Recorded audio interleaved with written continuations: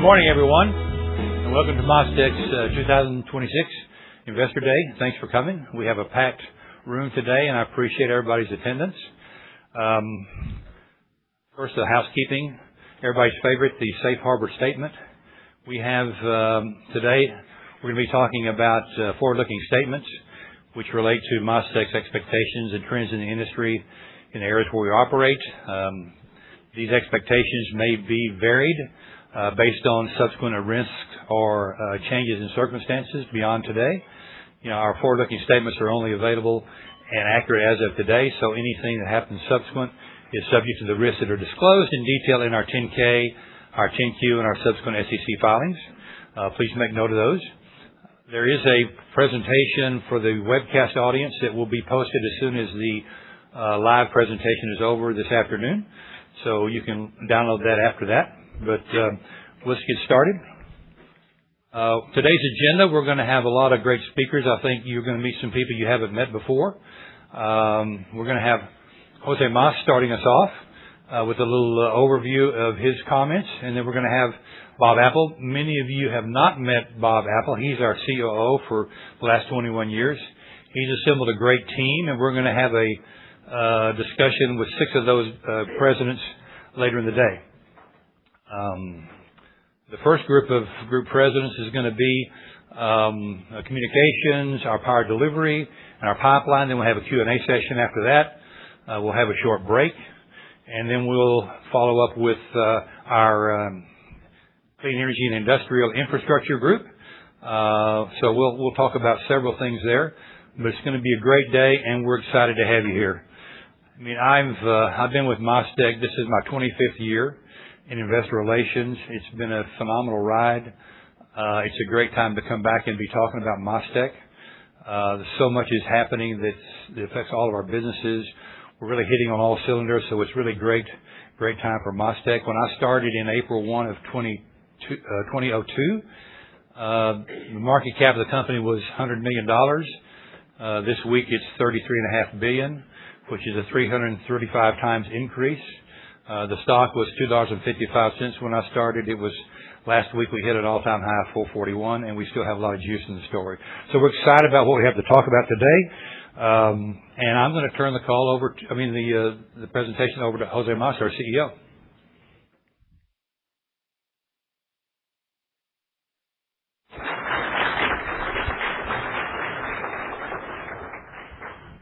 Good morning and welcome. So first of all, thank you for being here with us today. I know you've taken out a few hours of your day to hopefully learn a little bit more about MasTec, our story. We're excited to be able to present it to you. I think one of the really interesting parts of today is a lot of you get to spend a lot of time with me and Paul, either at conferences or at one-on-ones, but you don't get to spend a lot of time with the rest of the MasTec team. So we've got a pretty extensive team here today. They're going to be around all day. There's going to be a lunch after. So I encourage you, if you get time, please introduce yourself. Please get to know them. Ask them about their businesses. Many of them will present, so you'll hear from them. But if you get a chance to spend some one-on-one time with them, I think it'll be extremely valuable. Why did we decide to do today's Investor Day? Because we really haven't done one in a long time. And other than just doing an Investor Day, there's a reason, there's a purpose, right? And for me, I've been in this business a long time. I've been CEO of MasTec since 2007. And I view today as a generational opportunity. I view today as a once-in-a-lifetime opportunity for myself and our company. And I say that because I think that's how strong and durable the market that we're in is today. Which to me I have almost a hard time believing that we've spent the last almost 20 years building a company, and it's all coming together as we speak. Today you're going to hear from a lot of people, their specific businesses and why they're excited. And I hope at the end of the day, you feel the same way that I do. Today isn't just about financials. You hear that in all our calls. We do a lot of disclosures on our financials. It's more about learning about the company. What makes MasTec different? What's our desire to win, our hunger? Where does that come from? What's the soul of MasTec? I hope you get that today. I hope you feel why we think we're different, what we think makes us different. to learn a little bit about our strategy, but most importantly, to really get to know our people, because it's our greatest asset as a company. Let me be clear, the greatest asset that MasTec has isn't our financials or our equipment, it's our people. The people that you'll meet and the nearly 40,000 people that we get to represent. Let's move into our slides. Today, MasTec, we view ourselves as a platform of diversified businesses participating in the greatest infrastructure cycle in U.S. modern history. That's where I think we are. At a time where, as a company, we feel we have tremendous opportunities to expand our margins. We've done a good job. We're just getting started with respect to that. And again, as we think about today, again, while it's not about financials, we're going to lay out some targets, and I hope what you come away with is our confidence and our conviction around those targets. We feel really good about where the business is today. So let me go back. Today, we participate, and we're going to talk about three specific and three of the largest infrastructure cycles in U.S. history. And they include AI-driven power demand. We're going to talk a lot about that today. Broadband universalization. Within our comms business, we're going to talk a lot about that and where we see that going. And everything energy transition related, because I think it touches all of MasTec. But I think what gets lost in our story is we're doing this and we're participating in these cycles while our internal margin story is only halfway through a multi-year inflection. And I think that's important because not only is the business doing great, but we're at a point where our margin capacity and growth is only beginning. What makes us different? We've been perceived as a cyclical contractor for a long time, our whole industry. But today we view ourselves as a scarce, scaled infrastructure capacity platform. What do all those big words mean, right? And with that, we got growing multi-year backlog, meaningful operating leverage. So, the highlight. What does that mean? While all of our segments are different, and we often get asked, why are you in pipeline versus power delivery or comms? What makes these businesses come together? What are we good at? And we think we have expertise, first and foremost, in managing projects. We think we have expertise in building a great workforce of skilled craft labor and deploying them at scale. Scale, very important. It's what very few have. Nationwide scale. We think we're good at seeing trends in our business where capital inflow is coming and being able to deploy resources to take advantage of that. From our origins in telecom to our growth into industrial and infrastructure, renewables, pipelines, and all things energy, and most recently including data centers, MasTec can perform any project for any customer, anywhere, based on that increased capacity platform we've built. That's the opportunity that MasTec sits in today. Let's talk about how we got here, and let's talk about our roots a little bit. Because I think to understand MasTec, you need to understand our story. You need to understand what motivates us, what drives us, what makes our culture different than others. My father came to this country in search of freedom and a better life. He was a Cuban immigrant.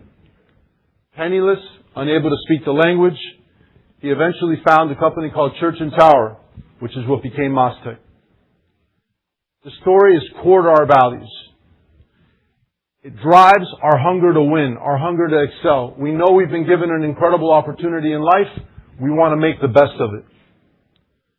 We talk about giving every MasTec team member the same opportunity that my father had.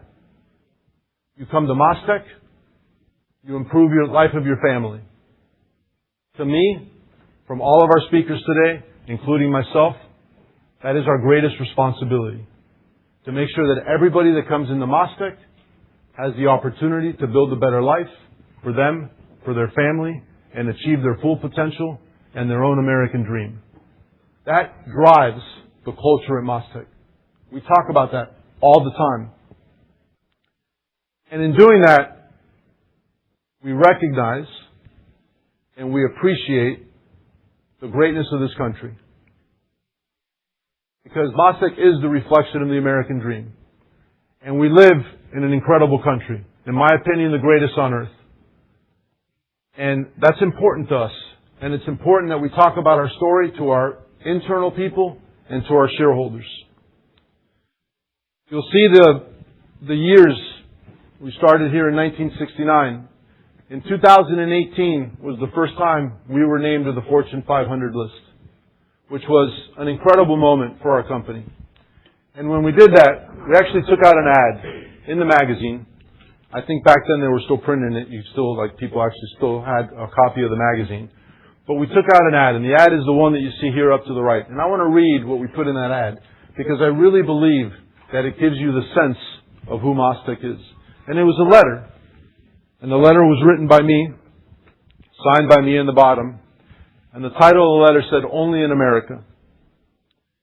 And it reads, since you might not be able to see it, "Fleeing the tyranny of communist Cuba, my mother and father came to this country in the 1960s with nothing more than their faith in God, a thirst for freedom, and a strong work ethic.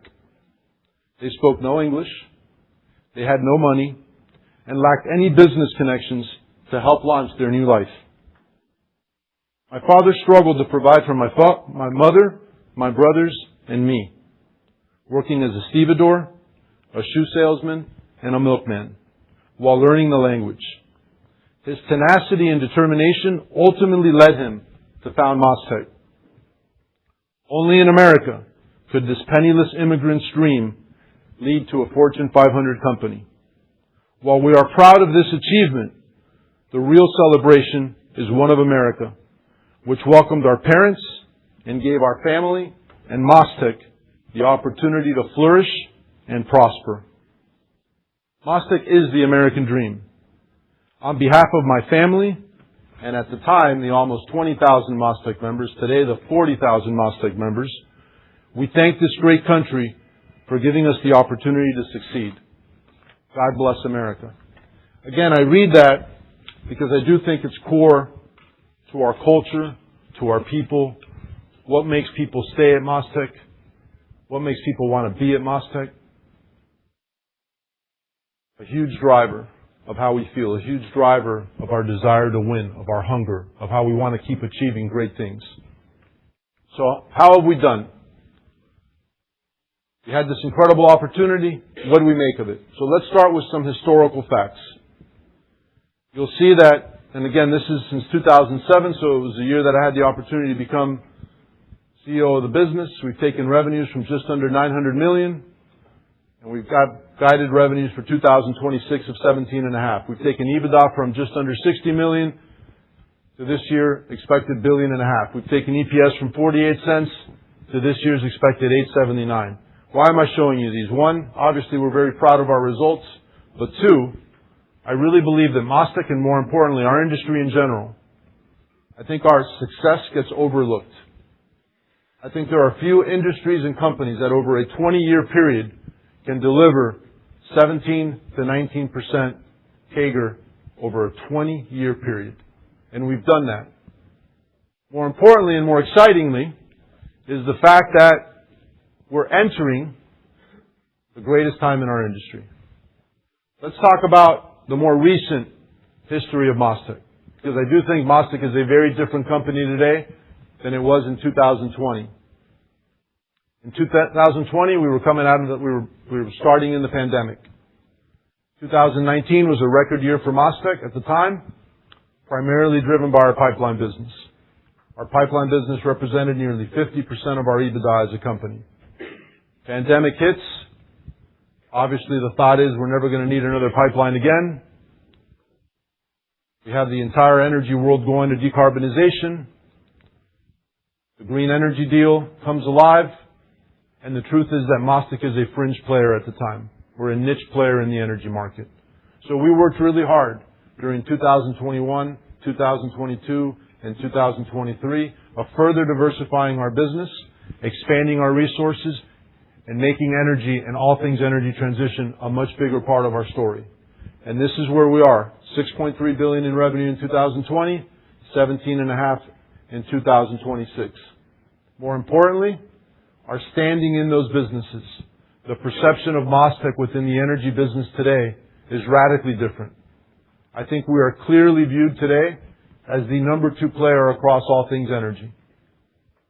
Not where we want to be, because believe me, we want to be number 1. But clearly, from a niche player in 2020 to a top player in 2026. Let's talk about why MasTec wins. What makes MasTec different? What are our strengths, competitive advantages? Let's call them moats. And it starts with a skilled labor resource. It starts with our people on the field.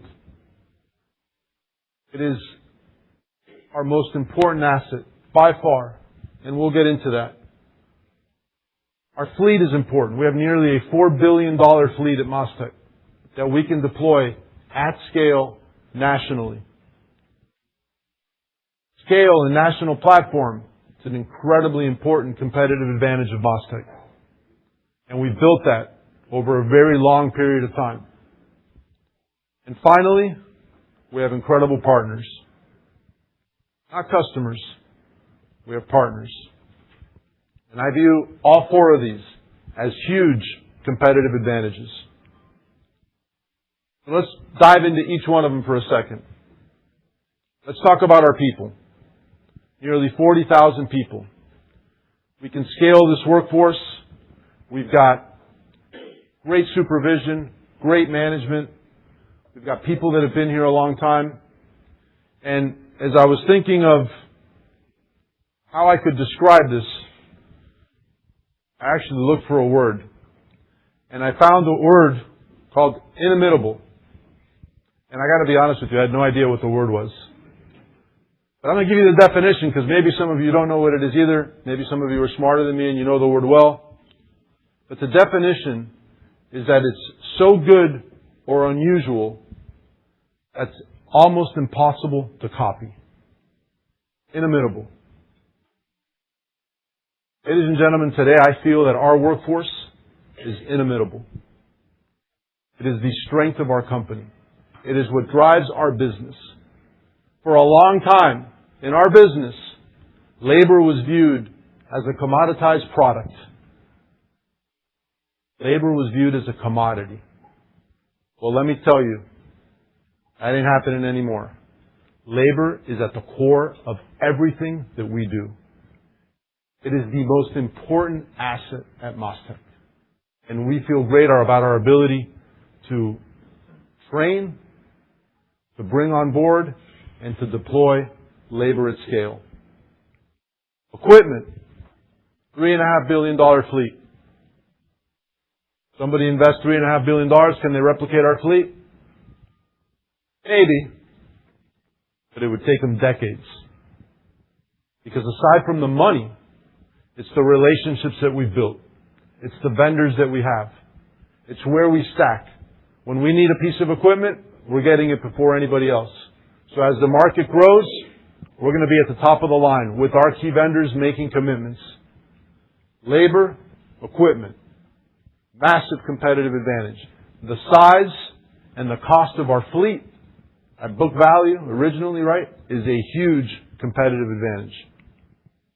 Let's talk about our partners.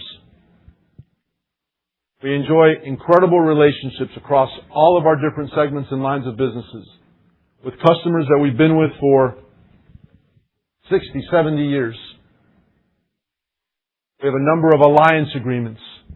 We sit down with our partners and we plan for the future. Not for a job next month, not for a job next year, but for a decade-long cycle of what their plans are, of how we're engaged, of how we can help them That is also very different today at MasTec than it's historically been. And we're proud of that. We're also proud that there was once upon a time when I started as CEO of this company, 50% of our revenues came from one customer. 50% from one customer. Today our top 10 customers make up less than 35% of our total business. We have incredible customer diversification. We have incredible customer strengths. And our average tenure with customers is long and sticky, and that's important. Let's talk about our scale. This is the map of where MasTec has offices. We have over 800 locations nationwide. I'll put this map up against anybody. Our ability to execute for customers anywhere they are, at any time, is almost unmatched. Again, massive competitive advantage. What's next? What's our next most important investment that we're making at MasTec? It's the onboarding of the next generation of skilled labor. And we do it a little different. We do it through 35 different training centers across the country that are mapped here today for you.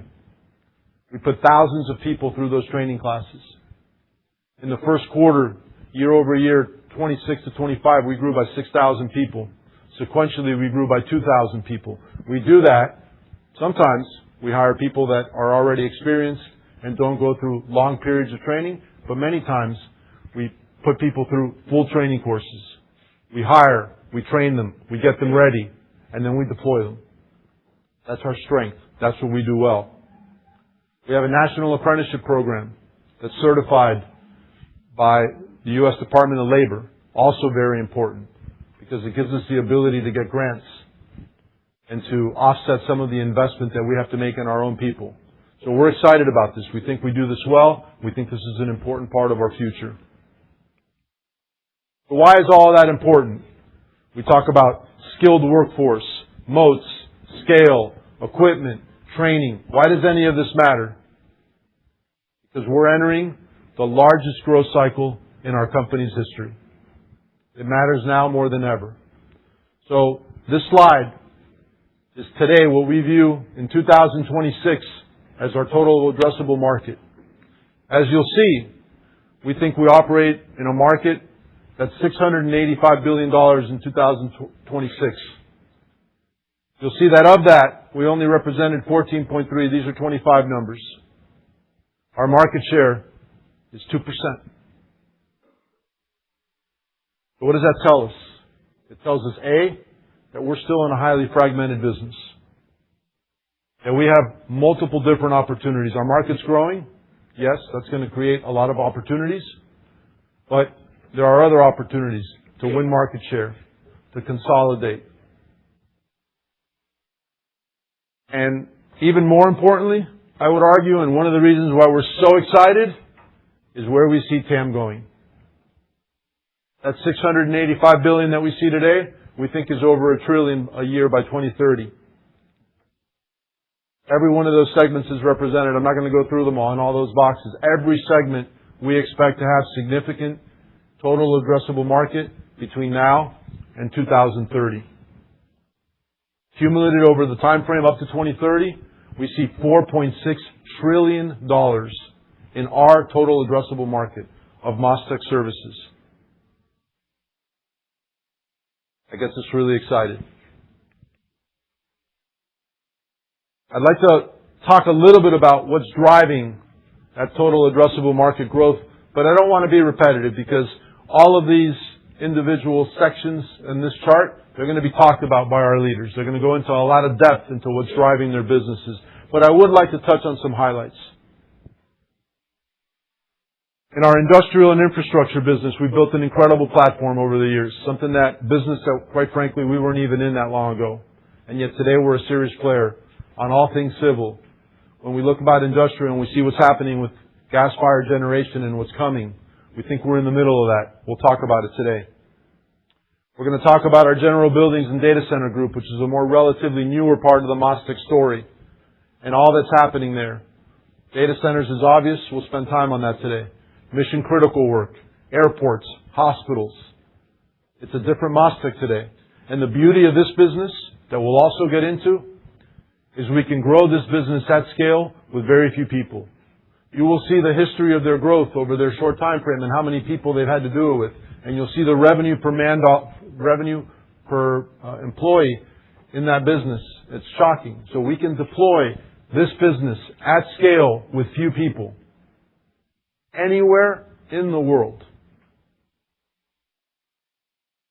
We're going to talk about our renewables business, our wind business, solar business, storage business, the trends that are happening in that business, how that's still an extremely cost-competitive power generation source, not just now, but in the future, well beyond 2030.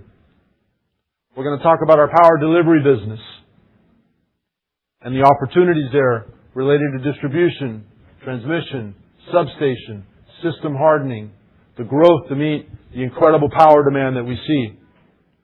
We're going to talk about our communications business, the fact we see data growing at almost doubling between now and 2030. We're going to talk about middle mile and fiber builds and beads and interconnectivity of data centers, which are a lot of the drivers that are driving that business. Then we're going to talk about our pipeline business, both from a historical context of where it's been and, more importantly, where it's going, and how the outview and the outlook in that business has dramatically changed in just a few short years. Very exciting for us. I'd like to talk a little bit about what joins our business together, what creates the opportunity for MasTec that's outsized. And many times, the segments that you'll hear from today work on joint projects. There will be a project that has opportunities for multiple entities within MasTec. But nowhere is that better explained or seen today than in data centers. So I'd like to highlight a data center as a multidimensional project opportunity for MasTec. And we're going to start with general construction and the ability to program manage an entire job, which we'll get into more details later. But when we think about those projects, they require civil infrastructure. Somebody has to come in. They have to clear the land. They have to build the roads. They have to build the pads. Somebody's got to build the substation on site. They got to run the power, the communications, the water to the buildings. Somebody builds the buildings. All of those things, MasTec touches. From our civil group up front, to our power delivery team delivering power, to our communications team delivering connectivity, to our pipeline group providing gas for gas-fired generation of future data centers, to our general buildings group. That's hopefully going to build a lot of this. So it is the perfect project. Quite frankly, when I think about how the business has changed and where we sit today, I feel like we built this company for this opportunity. There has never been an opportunity in the history of MasTec that fully integrates our services the way a data center can. And we're just getting started there. Very exciting. So what does this all mean? I know everybody wants to talk a little bit about numbers. So we decided today to put our first look, and Paul's going to cover this in a lot of detail later, of what we think our 2028 numbers look like. Why are we picking 2028? Because we want to create a baseline. A lot of our analysts in the room have a wide range of numbers for 2028. We wanted to create the floor. Do I think the growth beyond 28 is massive and great? The answer is yes. But everybody could have a differing view on that as to what that rate should be. That as of 28, we talked about conviction and confidence in numbers. We have high conviction and confidence in these numbers. More importantly, these are organic numbers. This is what we expect to generate in 2028 organically, no M&A. $22 billion in revenue, $2.2 billion in adjusted EBITDA, and $15 or better of EPS. No M&A. We're going to come back to that later. When we think about our history, where we're at and where we're going, this is phenomenal. Again, this more than doubles, almost triples our EPS from 2025. So to conclude my opening remarks, today, we view ourselves as a scarce, scaled infrastructure capacity platform. Doesn't matter what we do. In a market that's growing at a level we could never have imagined before. With growth, durability, and consistency. Our projections are rooted in our backlog. Not just the backlog that you see, not just the numbers that we represent, but all of the other conversations we're having with our customers about their plans, their long-term look, verbal awards, expected bids. Pretty incredible what's happening. We're just as excited about the margin opportunity that exists before us. Because through that growth, we will leverage our business. We will find ways to get better. We've proven it. We are going to have an incredible opportunity for capital deployment, which we will also talk about later, which will become a very important part of our story. So I couldn't be more excited about where MasTec stands today. Couldn't be more excited about the path that we've taken and where we sit. And I 100%, without a doubt in my mind, today believe that for MasTec, the best is yet to come. So with that, I would like to bring up Bob Apple, our Chief Operating Officer. And as Mark said earlier, Bob has been our COO during my entire tenure as CEO of MasTec. And many of you haven't had a chance to meet him. You haven't had spend a lot of time because he's focused on running the business. So we purposely have kept our operators away from investors. It's not their job. Their job is to run the business and to build a machine that excels. And Bob's done that over a long period of his career. So today you get to spend some time with Bob and our rest of our leaders. Thank you very much.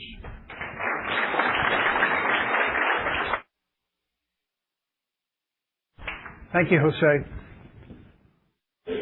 Good morning. So I get the honor to introduce our 6 operating group presidents.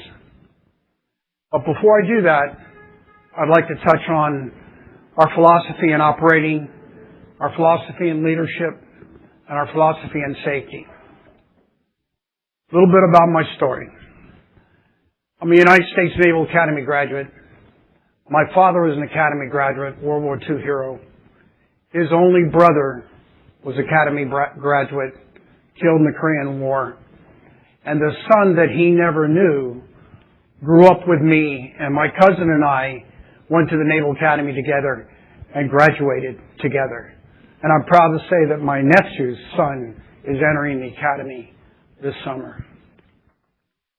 I always wanted to be a Marine fighter pilot. So 10% of the class could become Marines. I was commissioned as second lieutenant. I went to infantry school, and I went on to Army Airborne School, and eventually to flight school. And in flight school, I learned my first leadership lesson, which was take a chance on somebody, you might be surprised. I had plenty of mentors in flight school that took a chance on me. And I graduated as a fighter pilot and entered my first gun squadron in El Toro, California, and flew F-4s aboard Coral Sea. I was selected Naval Fighter Weapons School, Top Gun. I graduated from Top Gun, taught air-to-air in some of our classified programs. I'm a WTI, Weapons Tactics Instructor. I'm a low-altitude tactics instructor. And one of my greatest honors was I was selected one of 5 pilots in the fleet to work with the engineers at McDonnell Douglas for the man-in-the-loop design of the F-18. And I flew the first F-18 to its first gun squadron, first aboard Coral Sea. I retired a lieutenant colonel, made the transition to industry. It was relatively easy for me because I joined Hughes Electronics, and Hughes made most of the weapons system of the F-18. I was a program manager in their classified programs, And then I got the opportunity to run Europe for him. And when I finished there, I ran DirecTV operations. I joined MasTec, as Jose said, 21 years ago. I've also been an independent outside director for another Fortune 500 company and chairman of the board of that company for 5 years. Operating, leadership, and safety. Operating philosophy for us is pretty straightforward. It's line management. We believe that our group presidents need to own their market, own their customer, and own their project performance. As you know, we report publicly in segments, but a segment could have multiple group presidents inside it. You'll see that today with Clean Energy and Infrastructure, where we have 3 group presidents. Leadership. It's my favorite expression again. You heard Jose say that we create opportunities for our team. That's why we believe we're the employer of choice. Take a chance on somebody. You might be surprised. We have 4 key leadership traits: gratitude, focus, camaraderie, and goals. Gratitude for us is the most important. We wake up every day grateful for our families, grateful for our loved ones, grateful for our teammates, grateful for our company, and grateful for our country. We focus on what's important every day: the team, project execution, and one of my other favorite expressions is don't give up runway, because you can't ever get it back. We build camaraderie because we believe the safest teams are those that care about each other. And we set goals. Not only professional goals, we set personal goals. Safety. Safety is the responsibility of everybody, but it starts with leadership. Strong safety practices drive better outcomes in cost, schedule, and quality. It's embedded in how we plan our work. It's embedded in how we measure risk. And it's embedded in everything we do in that company. Project performance. Throughout my career, I've seen the impact of high-performance teams. And I'm going to introduce you to that high-performance team, MasTec's leadership team. Seasoned operational executives with deep market experience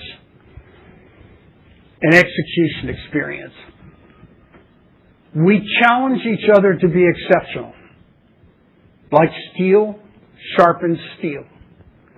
The key to MasTec's execution and financial performance is the operating presidents that I have the privilege of introducing to you. Zach McGuire, Power Delivery. Rick Suarez, Communications. Bobby Poteet, Pipeline Infrastructure. And in our Clean Energy and Infrastructure segment, we have Mark Hellstrom, Infrastructure and Industrial. We have Mike Russell, Renewables. And we have Manny Garcia Tuñon, General Buildings. Without, please welcome Zach McGuire.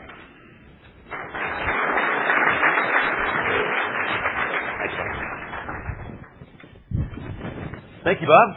Good morning. I'm Zach McGuire. I have the honor to lead Power Delivery for MasTec. Prior to Power Delivery, I ran our install to the home business that really helped fuel the diversification strategy for MasTec over the past couple of decades. I was tapped on the shoulder 5 years ago to lead Power Delivery. And really the transition worked because the fundamentals of the business are the same. It's a people business. We just happen to build infrastructure.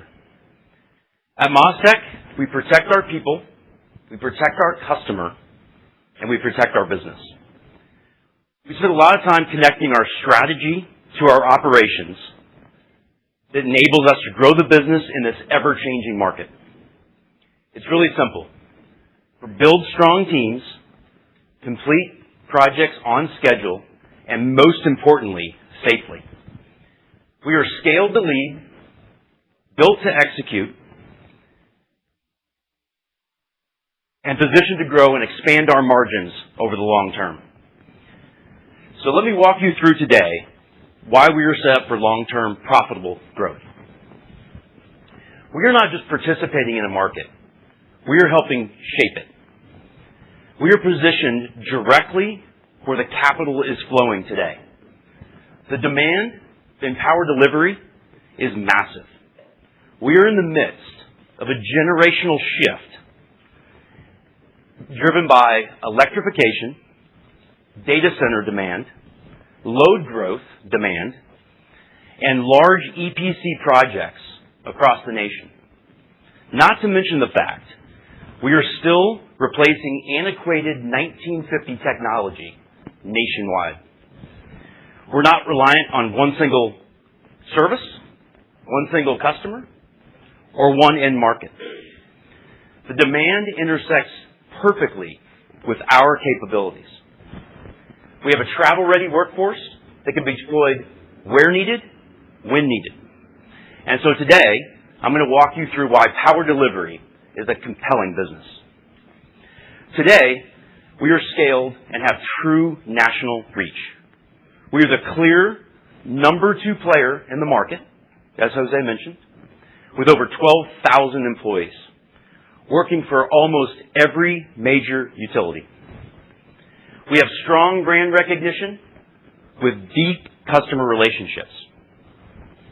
We provide many services for our customers that include distribution, transmission, substation construction, vegetation management, national and regional storm response, traffic control, access and clearing, engineering and professional services, and environmental management, just to name a few. This makes us intentionally diversified in power delivery. Our size, scale, and operating platform allows us to grow our market share. So let's talk a little bit about where the spend is coming from. Several years ago, we expanded beyond our traditional utility customers to include developers and hyperscalers. Their rapid build-out is accelerating the power demand and, more importantly, the grid investment. As you can see, we haven't seen this type of load growth since the 1950s and 1960s. This has allowed us to expand where and how we win work today.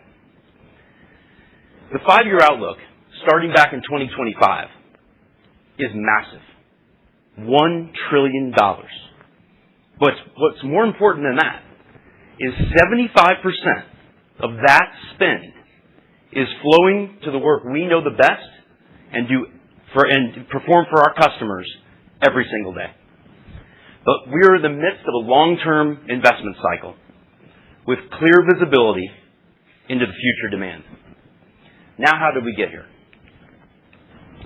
The pandemic really, as Jose mentioned, really reshaped the entire energy landscape. We made a deliberate decision to step in and grow our power delivery business. Back in 2021, we did about $600 million in revenue in power delivery, mainly regional. Through a series of strategic acquisitions, we woke up in 2022 at over $3 billion in revenue. It was extremely important that we integrate those companies, their cultures, their processes and procedures, and their people to create MasTec Power Delivery today. What I'm very, very proud of is this growth has translated into an annualized 10% growth rate, almost all organic, to the nearly $5 billion we'll do this year. The scale has also allowed us to pursue large EPC projects across the United States. Our Green Link project in Nevada is a very good example of that. I'll come back to that a little later. So why us? I've already talked about this, but I want to reiterate a couple key points. We are scaled. Our scale has allowed us to compete for large EPC projects nationwide. We used to just do the construction, but now we can provide full turnkey solutions that include procurement and engineering as well. Our deep multi-decade customer relationships are very strong. Our travel-ready workforce, both union and non-union, can be deployed anywhere nationwide. Our nationwide training facilities support our delivery at scale. These come together to unlock the true potential of MasTec. Now let me tell you what we're working on to improve our margins. Margin expansion is all about operational execution. But there's also some other areas we focus on. First, starting with project controls. We were able to improve visibility and drive productivity through strong project controls. Second, deploying our fleet efficiently drives better asset utilization. Third, growing our distribution work, which is our bread and butter, provides stable work for our employees and consistent profits. And lastly, given our capabilities, we're able to be very selective on the EPC projects we pursue. So we're not just chasing volume. We're winning the right work to expand our margins. So now let me take you back to GreenLink. I'm going to show you a quick video of the work that the men and women at MasTec do every single day.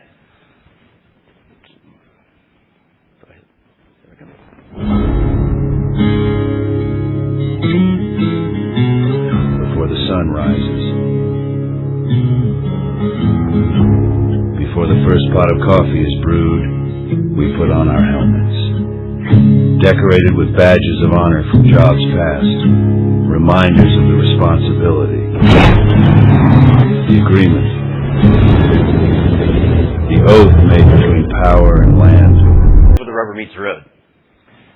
Every time I see a video like that, or more importantly, visit our job sites, I'm so impressed and proud of the hard work that all the men and women at MasTec do every single day, and that's exactly what keeps us all going. I want to take you back to the GreenLink project. The GreenLink project in Nevada for MasTec was a landmark project.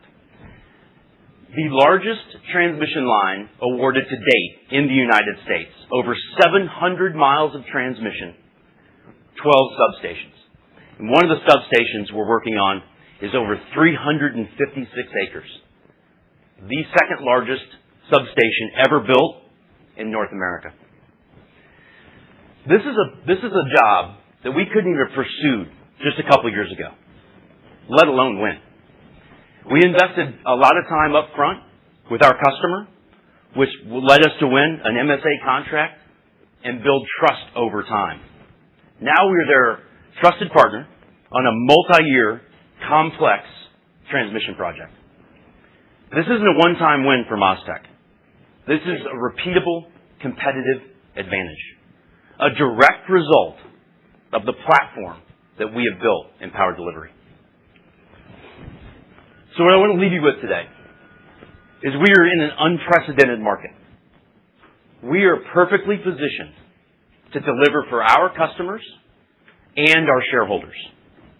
As I mentioned before, we are scaled to lead, built to execute, and positioned for the long term. Thank you very much.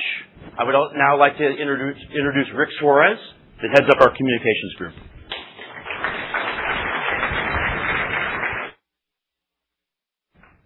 All right, good morning.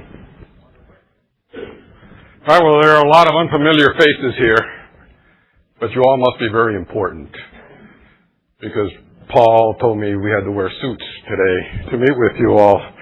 But so let me spend a little bit of time introducing myself to you. Again, I'm Rick Suarez. I got the pleasure and the honor of leading the communications group here at MasTec. I'll tell you, my career in communications started, I would say, back when I was 13 years old, right? Because I was delivering the nightly newspaper, every night after junior high school, trying to earn $1 to help my family, who were Cuban immigrants as well, try to make it through, right? But through that hustle and over time, I ultimately was able to go to college and get a degree and landed a job at a company called Bell South. And Bell South, as you know, is now AT&T, but I started out as an outside plant engineer. And for those of you that don't know telecom, an outside plant engineer is the one that plans the routes, builds the designs for the infrastructure, hands the work prints to construction to go bring fiber to your home or whatever it may be at the time. And I learned very quickly at Bell South, right, that I wanted to know more and more and more. So I went from engineering to planning to construction management. I actually met Jose back in 1995 when I was a construction manager, and he had the MSA for the Broward area, so they got to build what we designed on the construction side. And together during that time, we were actually doing fiber to the home. It was fiber to the curb, which was the prelude to where we are today. And it was challenging, right? Same as today, price point had to be right, production had to be right. And together we engineered, what was really novel at Bell South, because we were the only territory that actually hit the targets financially and hit the targets on production. Through that, went through all the ranks, just did about every operational role in the phone company, was doing the transformation for call centers at Bell South at headquarters when AT&T purchased Bell South. And that had some golden handcuffs on me, so I was shipped over to the Northeast to run the territory for AT&T. And then I actually rotated back when AT&T decided to go functional, and they built what they called C&E, Construction and Engineering, and that organization was going to be the organization that combined their wireless and wireline operations. So I was doing that, and then during that cycle, MasTec bought a company named Insoro, who had just won some contracts with AT&T to do fiber turnkey builds in mostly the Southeast area. And that gave me the opportunity to reconnect with Jose again, because we've had a few challenges. And then at that point, he was tired of me, and he basically said, look, quit complaining and come out here and run this division for us and see if you can do better. So 15 years later, I'm still here, so I guess I'm doing okay. But it's been an incredible journey that I'm very proud of this team for. So look, today, I'm going to hit 4 key items. I'm not going to spend a lot of time on this first slide because we'll talk through them as I go through the slides. But just like Zach, right, I feel we're in an incredible period. I've seen it all, right? I've seen additional line growth. I've seen DSL. I've seen, right, the coming of wireless. And now we're in a whole different, I would say, stratosphere in terms of what's driving this digital workforce, this digital environment that's just putting so much strain on the network, and we're so well positioned to be able to take it. So let me just get into that a little bit. So I start with 2011 because that's the time frame, right, where I joined the company. And at the time, you can see we were a regional company. Basically did wireless in the Southeast. We had a wireline entity in I'm going to say the Great Lakes area, and did some microwave work in the desert Southwest. So coming from AT&T, which is a national player, right, we start to set the strategy of saying, if we're really going to be a dominant player in the telecom space, first we got to grow footprint. So we set a journey that led through a lot of acquisitions of small companies to start to stitch together the map of, I'm going to say, key areas where growth was and is today, so that we can actually compete in a more compelling way than just being a regional player. Then, one of the things we saw, right, is if you just play in the construction space, it was pretty commoditized, very competitive. We're a Fortune 500 company competing with local companies, with regional companies. We really needed to bring more value than just construction services.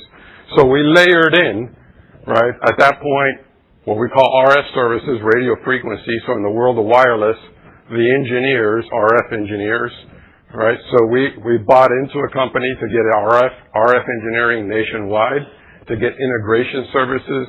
That's basically commissioning the nodes in wireless into the customer's networks. We got into structural engineering to be able to do the fortification of the cell sites, site acquisition, because all of this requires permitting, right, at a national scale. And then the last thing we really needed was outside plant engineering, because we were just doing construction on the wireline side.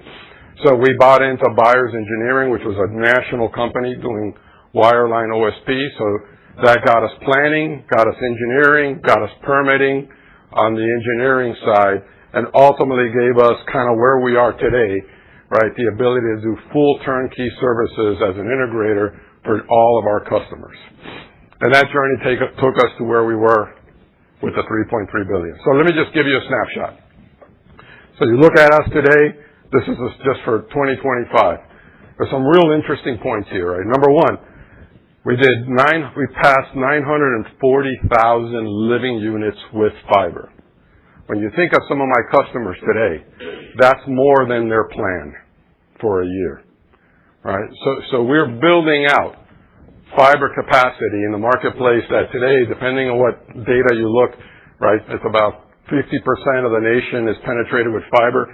Still incredible upside to that, but we've built the muscle memory to do that turnkey today. You know, Jose talked about workforce. Like I told you, I'm an immigrant myself, right? My family took pride in the Mas story as well, but it really is about our people. So what makes us different from some of our competitors is we actually enjoy and value having the workforce under us, right? We have workforce. We even have workforce in India that's MasTec workforce to handle a lot of our RF and back office capacity. But today, right, the reason we can capture work and do it with quality is because we control a good base of the worker in there. And that worker, just like Rick Suarez, you know, can start in Seattle, right? If they want to move to Miami, we got work in Miami. If they want to grow in the company, hopefully they'll replace me, because there's going to come a time where I need someone to replace me, but it can happen in my communications group. So why should you be excited, right, about what we've built and kind of where we are today in the industry? Well, I can tell you, right, I just walked you through the roadmap that got us to being able to have the capabilities nationwide to have the vertical support services needed to be able to provide turnkey services to our clients at a time where we're moving from MSA book and burn to project work. So more and more of our wins in the last 2 to 3 years, right, are all multi-year projects, multi-million-dollar projects that require engineering, that require construction, and in some cases even supply chain in terms of managing product for the clients. We have the workforce. We have the training center. I think Jose shared with you the training centers. Ours are the MasTec Academy of Construction. Because in a world where everybody's competing for construction resources, you know, you look at the skill sets of our folks. My folks can work in Zach's business. His folks can work in the pipeline business. So you really have to be able to tool your resources and give them a glide path so that they know where they can go from a succession standpoint. So we train hard because we want to control the quality of our business, and we want to make sure that our employees are safe. And then for our division, what's also, I think, very important is we're a unified brand. So you know, many of the competitors that I deal with today are company A in the West Coast, and they're company B in the Southwest, and they're company C, right? When you look at the communications group, we are MasTec Communications from coast to coast, top to bottom. And the reason that's important is our customers are national customers. So we want to give them a very unified experience. We want to be consistent regardless of where we are working for them in the nation, because you get held to the standards of your lowest performing market, right? So when you're doing the volume that we do, you have to protect the business, and that's important for us. All right. So what makes me really excited? Right? And if you look at the line chart in the left, right, that gives you the visual of how broadband capacity and demand is growing in the business place. The top line is the consumer spend, I would say, in terms of broadband. What's really interesting when you start to look at this is when you look at the light blue line, right, that's the AI demand on the network. So every one of you, you're clicking your computers today, you're looking at your phones, you make me smile, right? When you're home and you connect every device in your house to your Wi-Fi, you make me smile, right? When you use every app that you got on your phone, you make me smile. Why? You're sucking up bandwidth, right? And that bandwidth is what's growing at almost an exponential rate, when you think about what AI is happening, which means the network is strained and it needs more and more capacity. That's what's driving, right, the business today and the investments today is the fact that you look at long haul, those networks are 30 years old, right? There's even multi-mode fiber in some of those long haul networks. They will not stand, right, the data infrastructure needs of tomorrow. I already told you, fiber to the home, households passed. We're about 50% there. And there's more to come. So, again, keep getting connected. Keep buying smart devices, smart homes, smart cars, because all that means is that our segment is going to be hot for a long time. I put a note on the bottom. I showed you the map of what we built. Last year alone, we grew 31% organically as a business. And even with that amount of growth, our EBITDA improved by a point. Right? So that tells me, right, it gives me confidence that what we've put in place now has the ability to scale and take on volume with not much more incremental cost. Another point that may not be as obvious, and you're all analysts, right, so you all read the headlines, and you've seen the investments that have happened over the last year and a half, where all the key players are really doubling down because they all see that they need to have really macro-level scale at a national level. So you've seen AT&T buy Lumen Fiber, buy the Dish Spectrum on the wireless side. You see Verizon buying Frontier, right? T-Mobile now all of a sudden is really hot in the fiber space through partnerships and joint ventures. So, and then Charter recently, right, they're working through the Cox acquisition. They're all vying for that national scale, national volume. And you say, okay, well, what does that mean for us, right? Which is what I'd like to think about when I look at these things is those investments are going to need to drive synergies in their business. And what we're seeing from them today is they're realizing that they got to get their operating costs down because ARPU, right, is pretty flat in that space. So they're looking for ways to leverage good partners that have the skills that they possess today to offload that kind of work. So for us, it means more turnkey projects. It means more planning, more evaluations. Again, we're doing things today on our side that I was doing on the AT&T side years ago. So, we joke about, stickiness as a positive thing. As these relationships grow and the volume and the breadth of work that we do, it puts us in a much better position to be at the table when we're talking about what they need next versus just answering RFPs. So to sum it up, right, I would say there's three key categories that for us are very important that we're deep into. Fiber to the home, that's part of the base that we have today that continues to grow, right? Because again, before it was the traditional carriers that we work for, but today we work for a lot of private equity firms that are trying to build up a portfolio of living units to ultimately at some point, I'm sure, flip them to the carriers. So we're working for them. For them, the scope is always or almost always full scope because they're not trying to build resources in the marketplace. They're not trying to hire crews and folks. They want to get those assets built at the turn rate that they need, and we're working for them. We're just getting into BEAD, and I think you all know about BEAD, right? Which is federal government fund. It's $42 billion strong. Most of that has already been allocated through awards that have been done in the marketplace. That's just beginning, right? We're just starting the planning, the engineering phase of BEAD, and BEAD will be here 5 to 7 years at least. And there's an interesting component to BEAD because it's not just the $42 billion, right? It's the incremental spend that those MSOs and carriers have to invest to be able to connect that to their network and to capture the fringe that fits from that BEAD, right? So 42 turns into, we'll see, but it'll be a lot more than 42. And then we got hyperscalers, right? And what's beautiful about that today is, you know, again, that network is 30 plus years old. So today it's driving an incredible investment. We got private equity in that space trying to build routes for diversity to existing centers.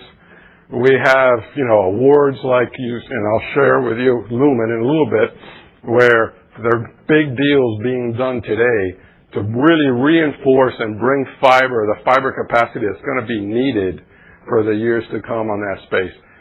These are large projects. These are multi-year projects, multi-state projects, right, where you're building infrastructure. You need a strong balance sheet. You need bonding capacity. Really puts us, again, in a great place to be able to go through there. So I mentioned Lumen, and I got a video for you, so I'm not going to tell you too much there. But what I'll say is relationships matter. We're in this game because of relationships that we built with partners when we were at Sprint. So the person leading this business unit was somebody that was at SoftBank that we worked with at Sprint, and we built a lasting relationship. So we're at the table because reputation matters. Secondly, right, we were able to leverage what we built on the wireless side of the house, because when you think about inline amplifiers, there are these big shelters where you regenerate the fiber because you're going from coast to coast. There are hundreds of these being built for all these runs today. They require power, they require land, infrastructure, build roads, right? Well, what do we do on the wireless side?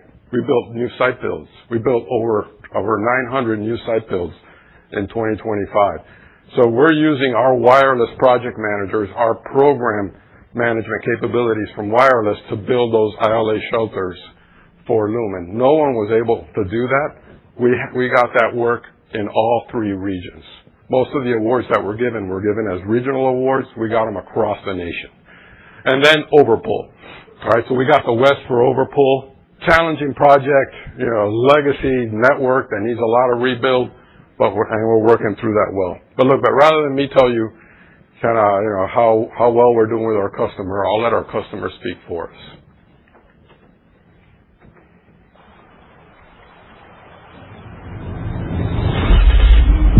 We're going around the globe more than one time with new fiber. Here we go, gentlemen. 1, 2, 3, sending air. Today, we're going to go across the American River and then go down through the railroad tracks. Literally, it is coast to coast, corner to corner, across mountains and deserts and borderline jungle. We're getting deep into southern Texas, Nebraska, California, New York. It's touching everything. We're looking at a nationwide rollout, cumulatively 27,000 miles of new fiber. I am not aware of any individual program to build this much fiber that's ever happened anywhere. We know we need a partner that can scale nationally if needed. MasTec is the largest infrastructure company in the country with over 35,000 employees. Welcome to MasTec, Sacramento, California. We're deploying roughly 130 to 150 employees out of here every morning, 50 to 75 crews rolling out of here. Gather around, guys. Let's get our stretches on. People depend on the blue-collar worker more than they know. Everybody wants internet. Everybody wants fiber. That's what we build every day. But safety's number one. My role in the company is to train individuals not only to do the skill, but the safe way. We want to make sure that they come home to their family every single day safe. Oxygen level, 905 their time. Physics are physics. The way you get around that is by partnering with folks that understand the little changes in things. You can make operational efficiencies that are repeatable, that are trainable. And Lumen is a great partner with us to allow us to do that and to be innovative. We have a design map. Here you got this red line that is your backbone fiber coming in. then everything feeds off of that backbone. Here's what we're using on our Lumen project today. One continuous piece of 5 miles. We pre-test these reels before we go and install it in the ground. We are at reel number 1, going underneath the river, about a quarter of a mile.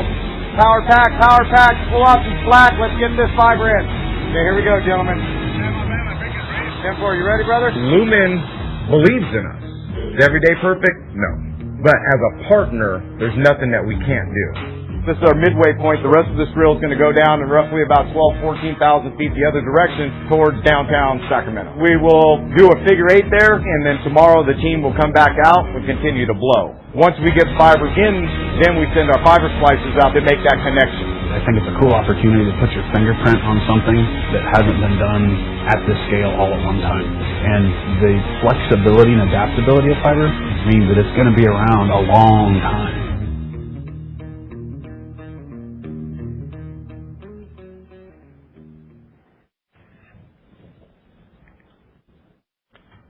All right, so you see that?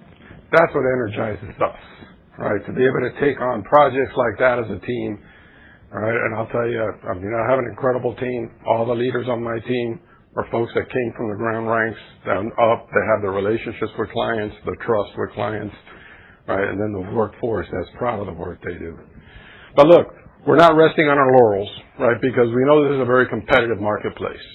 And for a company like ours, we're held to the highest standards being a publicly traded company. So we're always trying to innovate as a team to make sure that we're competitive tomorrow, that we're competitive 3 years from now. So we're in the game. We're looking at what in our business we can do to make us even more efficient so that we can focus on the frontline organization.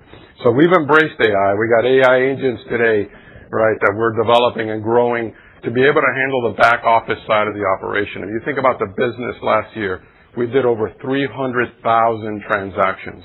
And that average transaction was roughly $15,000 to $16,000. All those required pictures, as-built, right, scope of work. So just think about the amount of back office that it takes to sort of get to the point where you can invoice that work and keep your DSOs in check. So we're using AI agents today to start to put that data together for us and package it so that we can spend the money, again, more in the field as we grow the business and be able to handle more capacity in the back office. Quality is critically important as well, right? So you think about how far we're working, where we're working in the organization. We're relying on subcontractors in some cases, our own in-house crews. We really want to be able to inspect 100% of the work, which is very challenging. So now we're training AI agents on picture quality. So as you place a handhole, we're taking those pictures, passing them through the AI agents so that we can get that 90% plus confidence rate so that those pictures, as they're uploaded daily, can be inspected through the agents. The fallout go out to quality inspectors and get the crews to either fix it, ideally that same day, but at worst the next day so that we're not doing multiple dispatches. Again, a real efficiency drain in our business when you have to go back 2 and 3 times. And then, what's ultimately important is you can put one brand out there, but how do you make that unified experience consistent? And then so what we've done there is we put program management tools with project management body behind it so that we're reporting analytics, we're providing customer schedules, and we're not debating whether our data's right or their data's wrong, because we're singing off the same sheet of music. And that's what glues these projects together, because we could have multiple crews in multiple states working for one client, and we want to make sure that that is as consistent as possible. So, am I excited about where we are today? Heck yeah, right? I mean, is this runway long? Absolutely, right? And shame on you if you're not investing in MasTec. Right? So thank you very much. With that, I want to introduce Mr. Pipeline. You've got a treat coming for you here. Bobby Poteet.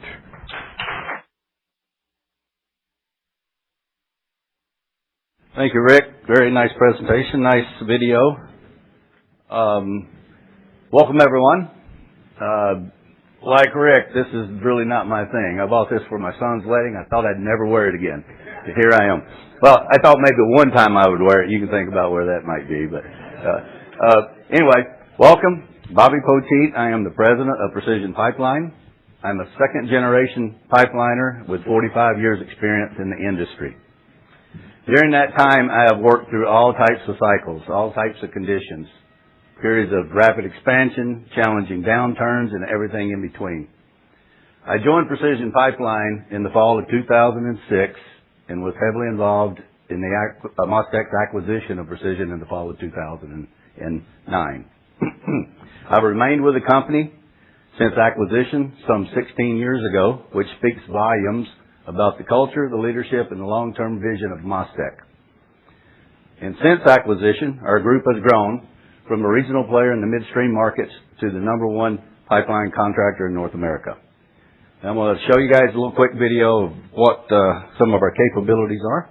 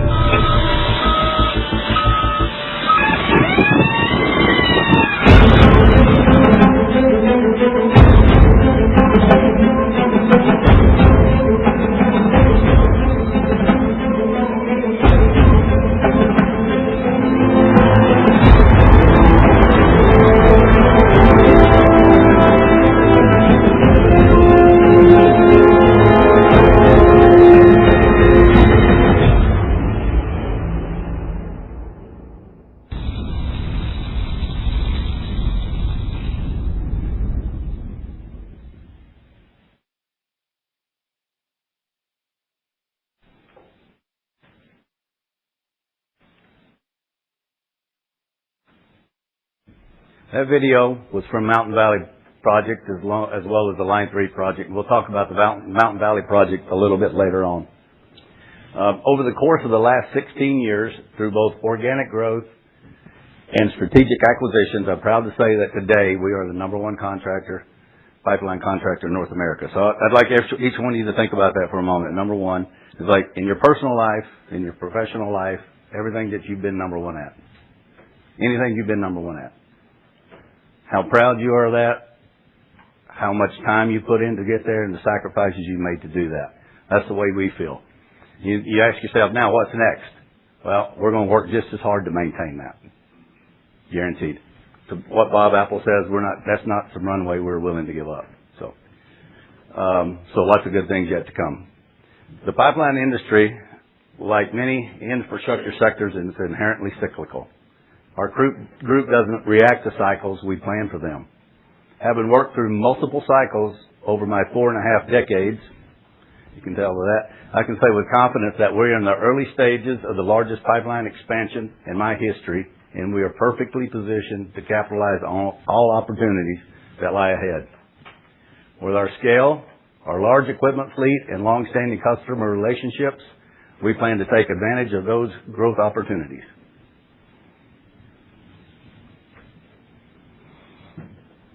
So a few key facts, you can read those and digest them a little bit, but one of the things I'll say is that what I truly believe sets us apart and what gives us the confidence in our ability to execute is our organization.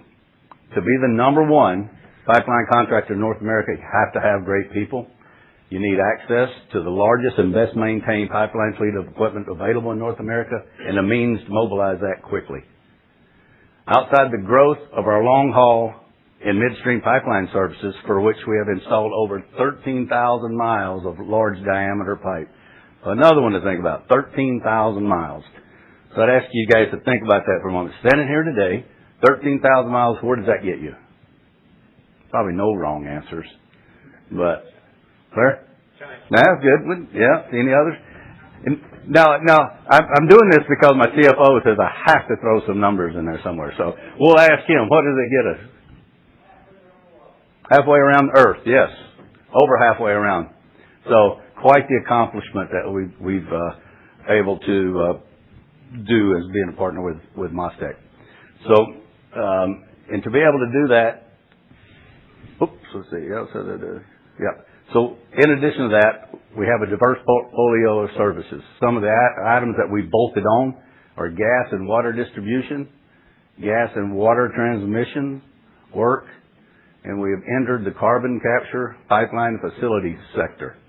And we're also enhancing our pipeline integrity and maintenance group as we're seeing that group elevate, and lots of work coming there due to the aging pipelines. Why customers choose MasTec? In addition to great people, a large equipment fleet, and very experienced, and equally as how important we do our work. Our clients consistently choose us not only for our capability, but for our values. We built a strong safety culture that puts our people above all else when we are deeply committed to environmental compliance, ensuring that our work meets or exceeds regulatory requirements, and we take pride in maintaining a strong social license, meaning being a good neighbor in the communities we are working in. These principles are not just part of our messaging, they are embedded in our operations and are a key reason why clients continue to trust us with their most challenging projects. Leadership depth, fleet strategy, and labor scalability.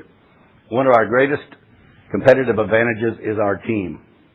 We have built real bench strength across our organization. We have experienced leadership, a skilled workforce, and a pipeline of talent that allows us to scale without compromising safety, quality, and execution. Beyond that, our fleet is readily available to mobilize and support a national workforce. With our leadership, bench strength, large fleet of equipment, and access to a national workforce, we're in a great position to scale into even higher revenue projects in the years ahead. Owning assets is pretty critical to what we do. Specialized equipment in the pipeline business. In addition to our labor workforce, we have invested heavily into our equipment and recently added capacity to our large trencher fleet, which will give us even more competitive advantages in the industry. Owning our fleet provides us the ability to improve our scheduling and execution control and supports multi-segment delivery. This large, diverse fleet also allows us to tackle projects across a variety of terrain, including mountains, wetlands, environmentally sensitive areas, deserts, and even urban environments.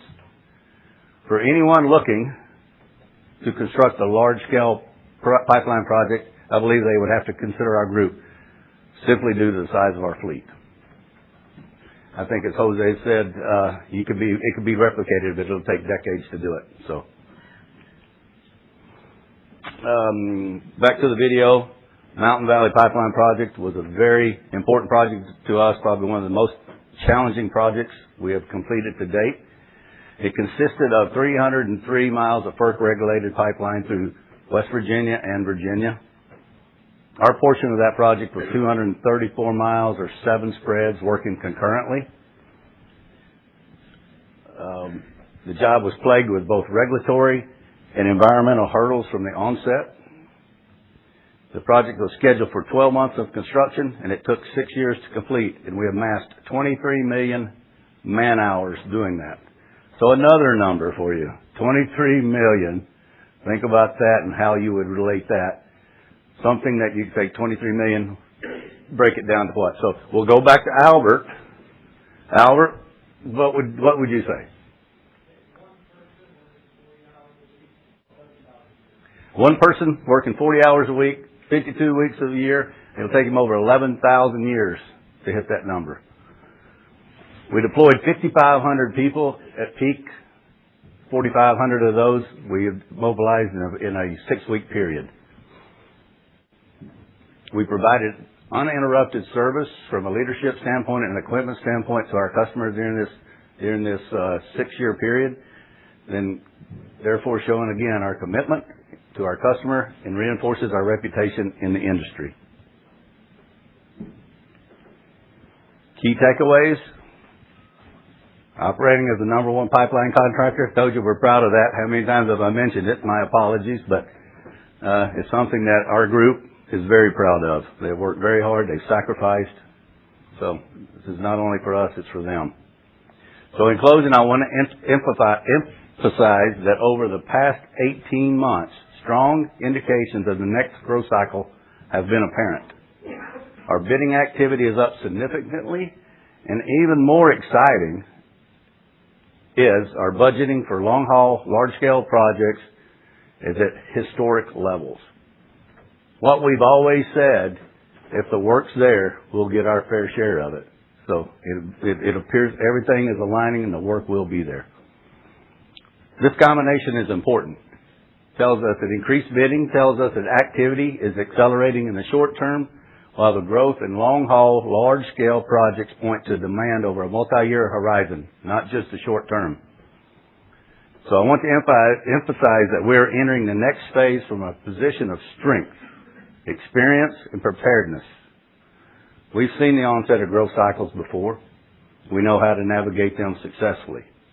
With the increased market activity, a strong operational foundation, we are perfectly positioned to take on a greater market share, resulting in increasing profits for the future years to come.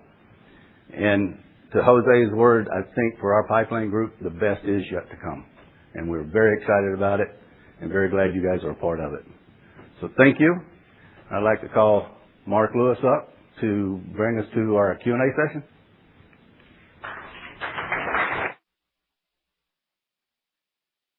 Thank you. Perfect.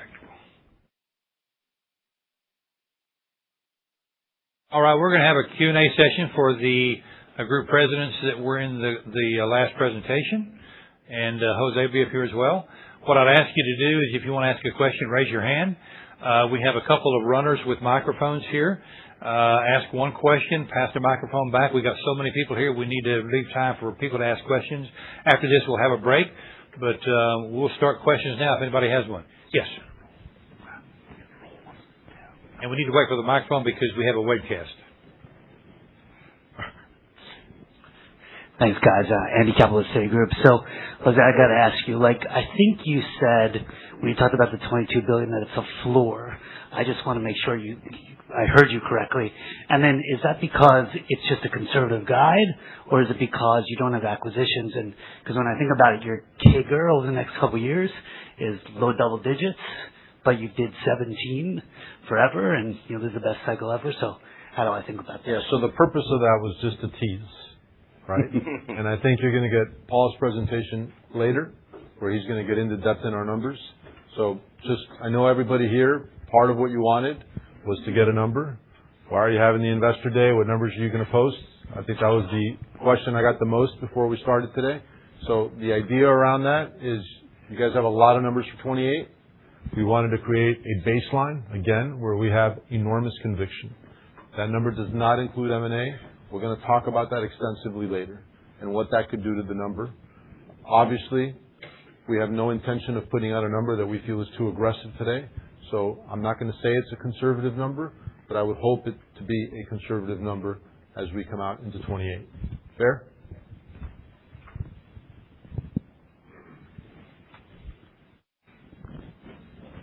Over here, Liam.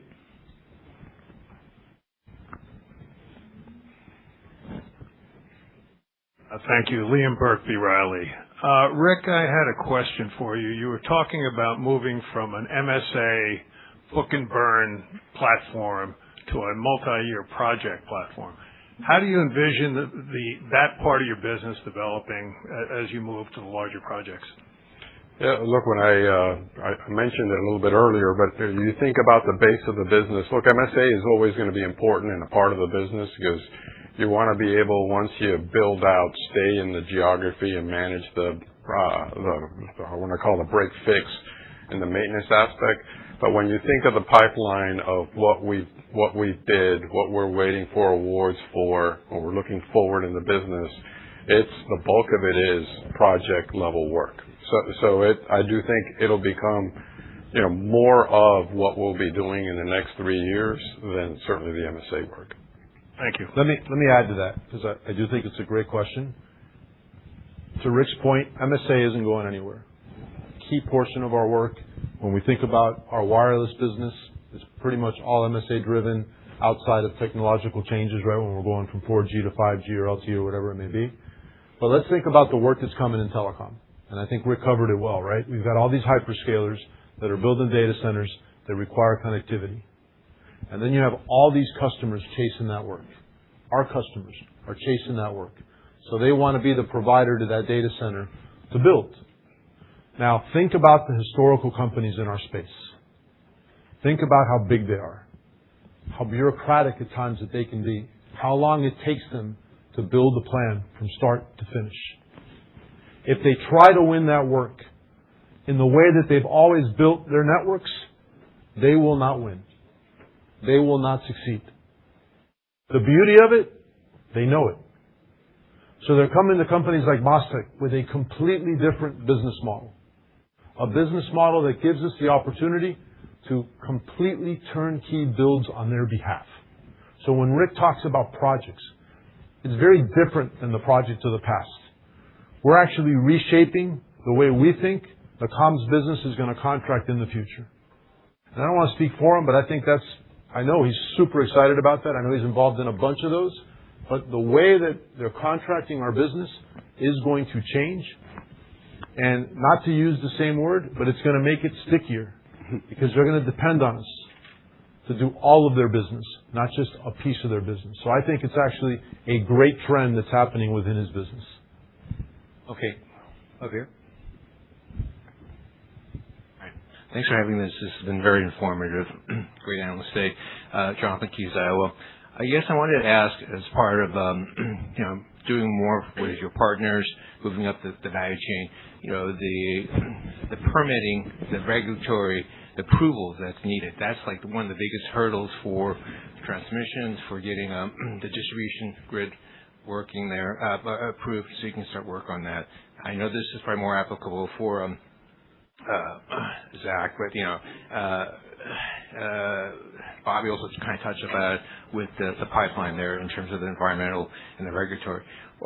How much are you working with your partners in terms of securing the approvals that has been a roadblock for many of the projects? And then secondary, for Rick, you're talking about working. This is the second question. Sorry. Working with your partners in terms of the expansion of new technology. I'm just curious. Are you working with them in terms of decommissioning of legacy technology? Like I was talking with Verizon, and they still have around 100,000 customers on DSL. So, thank you. You want to start, Rick, with the second part of the question? Sure. I can start with the second part. The answer is yes, right? Like when you think about the T-Mobile Sprint purchase, right? We did a lot of the decommissioning of the old Sprint network that wouldn't integrate with the T-Mobile network. There's some noise out there in the industry today about talking about how, back to the carriers, right, and the MSOs, how do they decommission their legacy network? Because much of the drag and cost is operating that wireline network that's been there in the past, that has union labor tied to it, and a very small subscriber base tied to it. So there's a combination of things at play there. One is copper reclamation, and that's sort of been that's like the banner being used to say copper, is commanding a premium today.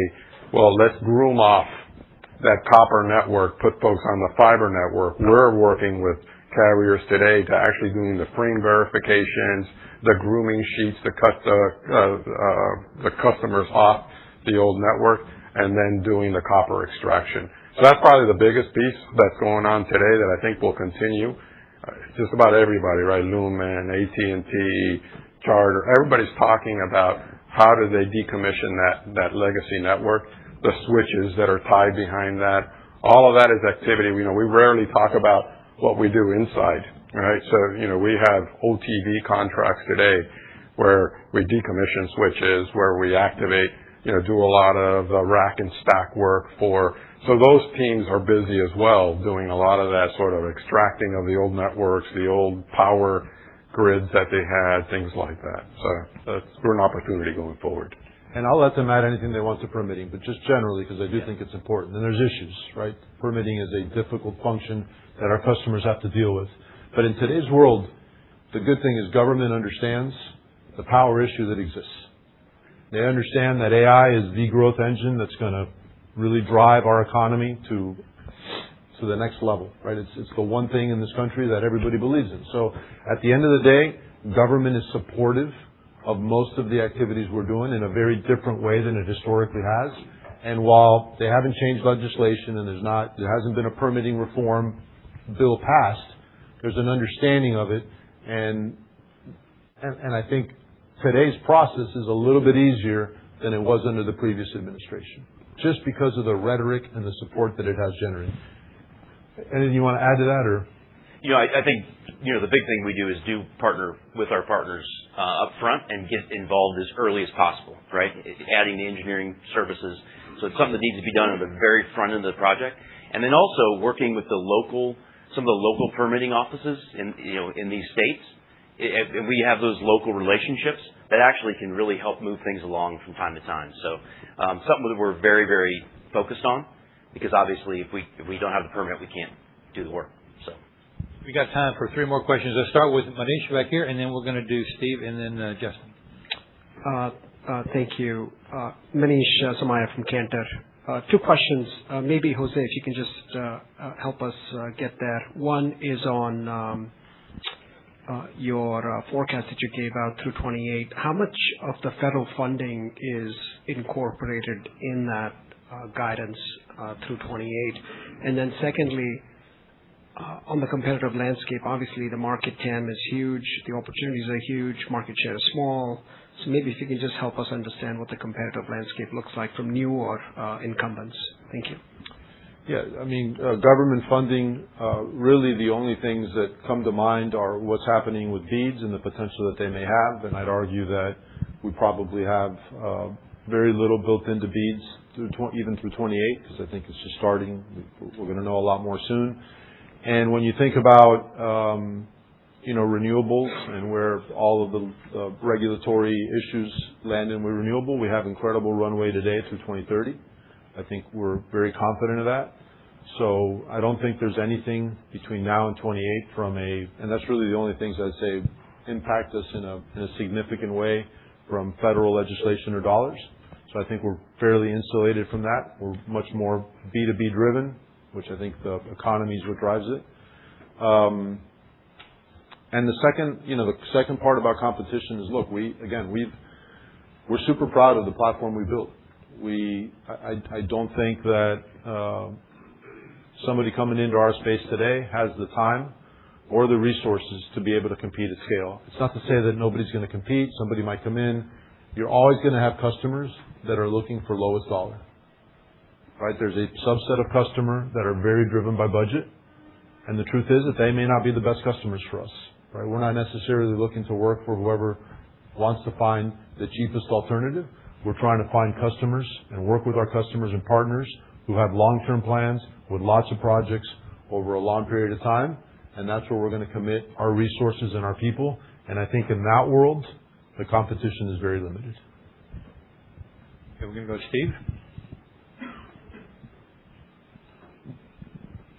Thank you. Steve Fisher, UBS. I think this is for Bobby, but probably has applicability to the others. You talked about the importance of having this specialized fleet that's a differentiator. I'm curious to what extent there's still an opportunity to manage the costs of having a fleet to maintain some flexibility, building on the question about permitting. Timing obviously shifts around in these projects all the time. Are you able to advance the management of your fleet while having a specialized, but also being a little bit more flexible to manage costs so that it helps your margins? That's one question. The second one is on the power delivery side. You talked about building up not only scale, but the national footprint. I'm curious how the national footprint in particular helps you win business, or is that more ability to manage personnel around projects and keep the utilization up? Thank you. Jose, you want to take the first part of that? Sure. Look, I think the beauty of Bobby's business is in very short order, we hope to not have enough fleet. That's how strong that market is. We have the biggest fleet in America by far. We have the capabilities of significantly increasing revenues with our current fleet, significantly increasing revenues. And we sit here today when we think about 28 and 29, worried that we might not have enough fleet. What an awesome problem to have. What an awesome problem to have. So what are we doing?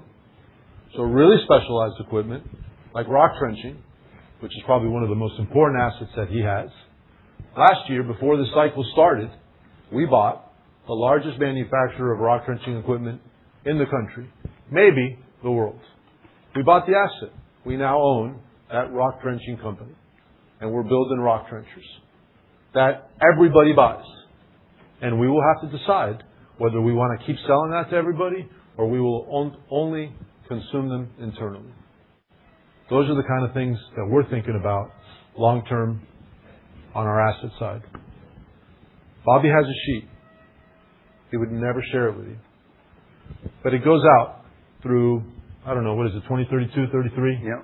And it's every project that he's talking about, layered in by year, what he thinks he's going to do. That's the level of detail that we're talking to our customers about. Some of those projects will definitely fall out. If they don't, the numbers are staggering. Staggering. So we hope to be in a position where we don't have enough fleet. That'll be a great day for MasTec. But it's going to take some time. Perfect. Yes, Tim? Yeah, Justin Hockey with Baird.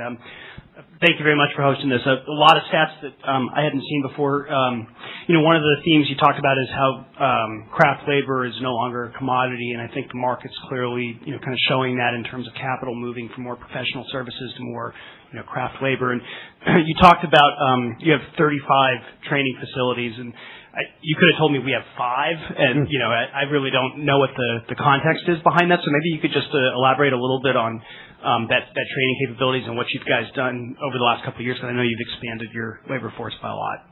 Thank you. I'll keep talking. Yeah, no, I can speak for the communications group, and like you saw, our workforce is, nearing 9,000 at this point in time. So what we've done is we've made hubs in key markets, so like, Texas and Louisville, in Florida and South Florida, in Tennessee. So we've picked key markets where we've already attained density there because we know we'll have to keep restaffing. And then we have our own trainers that are focused on the right skills, be it fiber splicing, line construction, underground construction.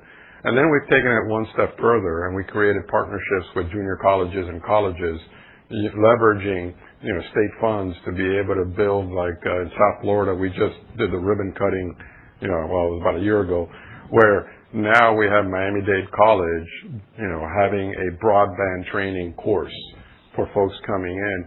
We supply all the content for the training. We tool their pole barn. We put all the equipment in there, and then we get first dibs on folks coming through that training program. So we got that going in Florida. We're getting it going now today in Texas.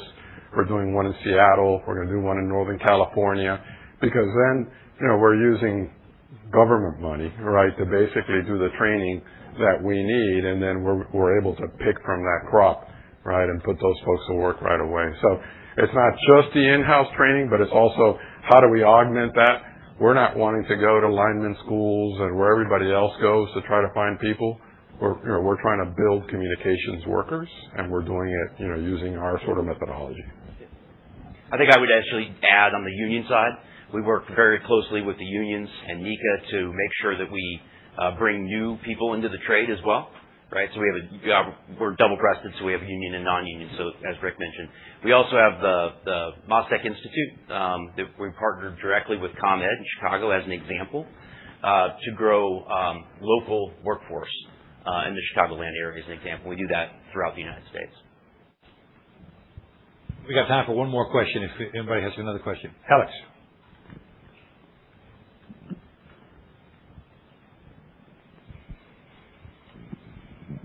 Thank you. Alex Riegel of Texas Capital.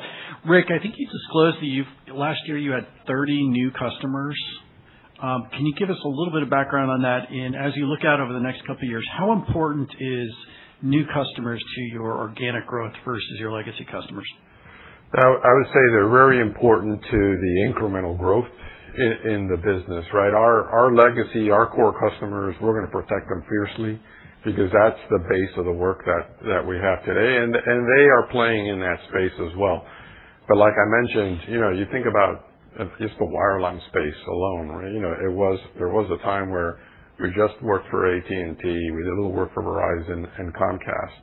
Well, now from the private equity side of the house alone, we're working with almost, I have to get you the exact number, but it's almost 14 different clients that are out there. You're going to see Intrepids of the world, the Tillmans of the world, that they're out. They've picked their territory. They got agreements with the companies like T-Mobile and with AT&T and others, and they're building out networks.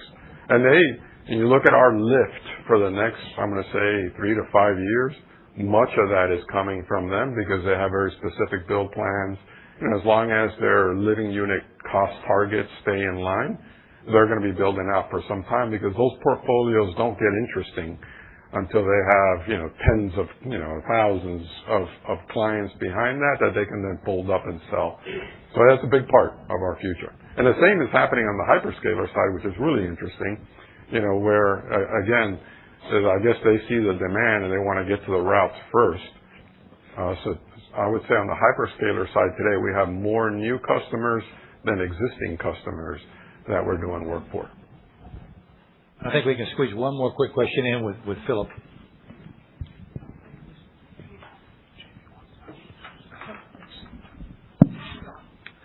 Phil Shen with Roth Capital Partners. Thanks for hosting the event. Jose, you talked about the 2028, $22 billion being a floor, being conservative. What would it take for the upside? Bobby talked about, and you talked about the sheet through 2032. So just give us a sense for what the upside is beyond these segments, and does it require M&A, and what opportunities you might see there? Thanks. Yeah, we're just early in the presentation, so we decided to do this Q&A at a midpoint. Probably not the best time. If you just give us to the end of the presentation, you can ask it again. I think we're going to answer a lot of that in the second part of the day, so if you don't mind just waiting. I know Jamie had her hand up forever. So Jamie, would you like to ask a question? It's just a long room. Hey, thank you for the opportunity. I guess two questions. One, just within power delivery, can you talk about what you think your opportunity is on 765 kV? I know a lot of the spend is, with AEP, and one of your peers has a agreement with them. So just wondering if you're bidding on anything and how you can frame that opportunity. And I guess my second question to you, Jose, not so much on the numbers, but as I look about your ability to serve the customer, there are areas that you're not in, and I'm just, whether it be really gas power generation, mechanical, electrical, like there's a lot of markets, maybe you need to build out the water civil business. So I'm just trying to think about M&A from that front, not so much from numbers, but strategically. And then do you also need to do acquisitions to continue to grow the labor? I understand you have 35 training facilities, but to keep that 6K CAGR or whatever you've been growing your employee base, do we need inorganic to supplement, your organic training? Thank you. Yeah, on the 765 front, we are working closely with our customers, and customers that are in the midst of bidding those projects and developing those projects today. Actually, I think the last 765 job that was built in the United States, I think it was about 2018 that actually one of our subsidiaries, EC Source, actually completed. But we have experience in 765, and so we're really looking forward to those opportunities that come down the pike. So on the second part, we are going to talk M&A later. So I don't want to get ahead of it. A lot of the things that you touched on are coming from the next few presentations. But let's talk about training, because that one maybe not so much. We added 2,000 people sequentially. If we did that every quarter, we could add 8 easily. We're pretty confident of that. I think obviously there's a need for more skilled labor. We're going to fill it. But I also think that part of the beauty in our growth expectations and profile is we're going to be able to grow without the need for a massive number of people. And you'll hear about that after the break too. You're going to hear about some of our businesses that we can grow at scale with few resources. That's a really nice compliment to have, because it really allows us to juice the growth story without completely depending on thousands and thousands of people having to be added to the organization. That's going to happen anyway, but in addition to that, we got a really good growth story that doesn't require tons of bodies. We'll get into that later too. All right, so now we're going to get started with the next couple of speakers. The next 3 that you'll hear from, as you heard from Bob earlier, are all from our clean energy and infrastructure segment. So let me maybe take a step back, because we report this as a full segment on our financials, on our quarterly reviews. But today you're going to hear from 3 different speakers where we split the business up in 3 different areas.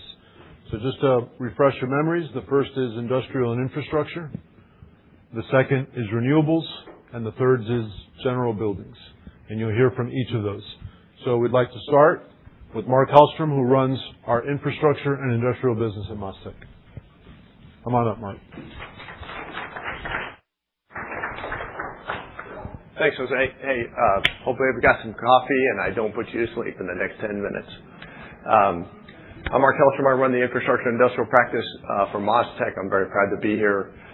This is a group that's grown quite significantly in the last 5 years, and I'm happy to lead it. A little bit about myself. I grew up in a construction family. My dad and my uncle were both contractors. My dad did small remodels, house improvements. I learned electrical, plumbing, framing, finished carpentry from a young age. My uncle built convenience stores, restaurants, truck stops, and I learned at a very young age the value of planning your work, having all your tools, equipment, and supplies ready to go. That was something that really stuck with me as I watched my uncle and my father work. And in today's world, we call that pre-construction planning.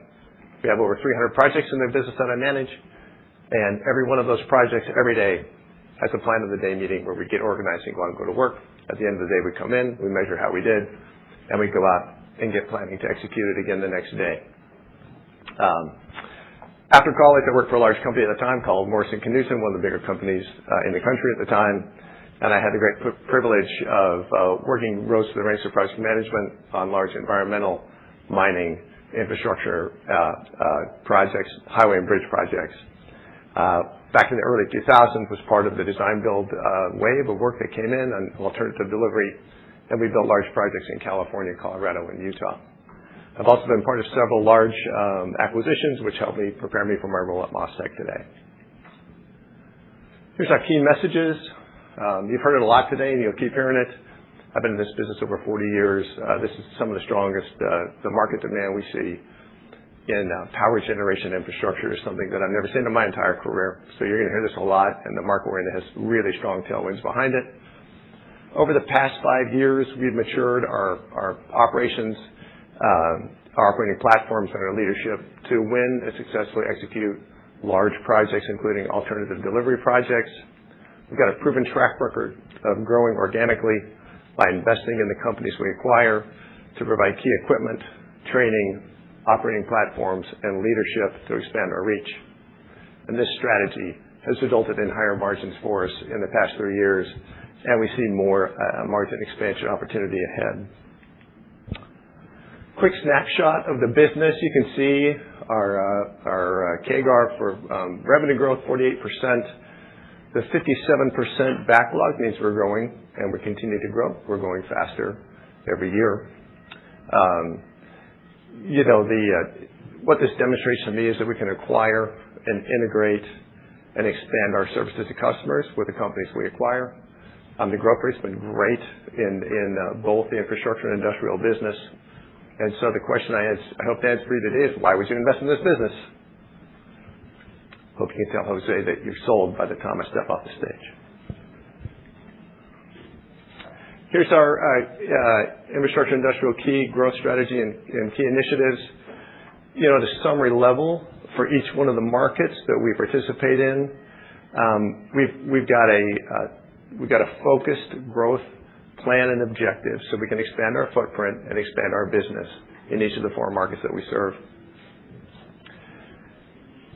The power and environmental markets that we serve are not really regional. We follow our customers wherever they go. Our infrastructure market is one that's regional, and our water business is regional as well. So we're going to grow those by region, and I'll talk about those in just a few minutes.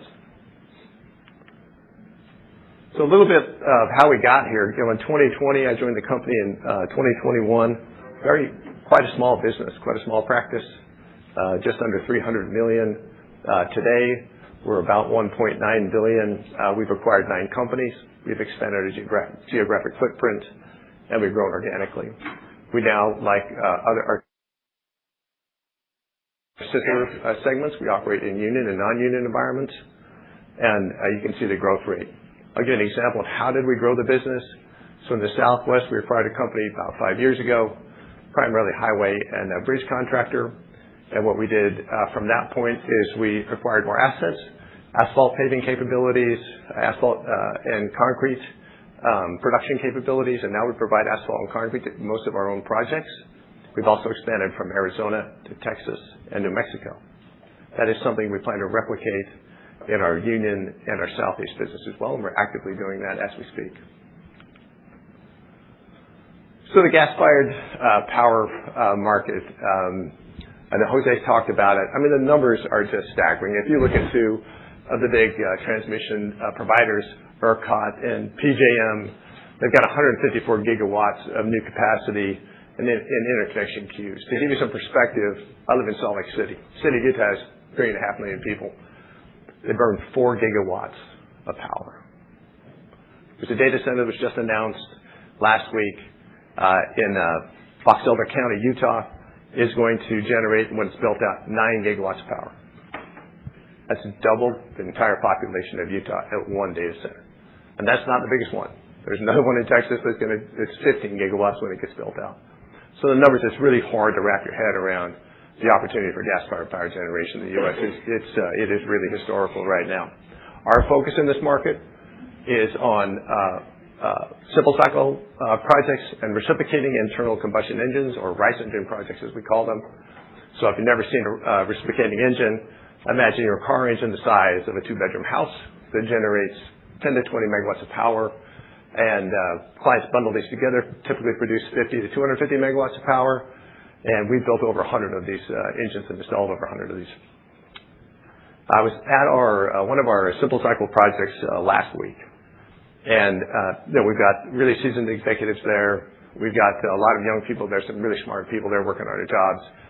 And when I sat down with the crew, I said, if there was any place I could work, if I was starting my career right now, it would be right here in this business. There's no end in sight of the growth of this. There's very few competitors. It's technical, and it's something we can do and we do well. And so I could not be more bullish on our market and our position in this market. We currently have 3 active projects, power generation space. I expect to double this in the next 18 months, and we will grow this business as fast as we can execute. We can certainly take on more work and put ourselves at risk, but we will not do that. I have seen this movie before, and it's not going to happen. Okay? We know what the risks are. We know how to manage the risk. I'm super bullish about this market. This slide shows the water market and the growth of U.S. water infrastructure spending. We are one of the largest water pipeline contractors in the country. Texas, the second bullet there, number 2 in fastest growing market CapEx, and you can see it's expected to reach $14 billion annual spend by 2030. Why is that important to us? We just acquired a company called McKee Utility. McKee is already resident in Texas. They work in Oklahoma, Texas, and Arkansas, and we're really excited about the growth potential they have. So what did they get by joining MasTec? They just recently joined us.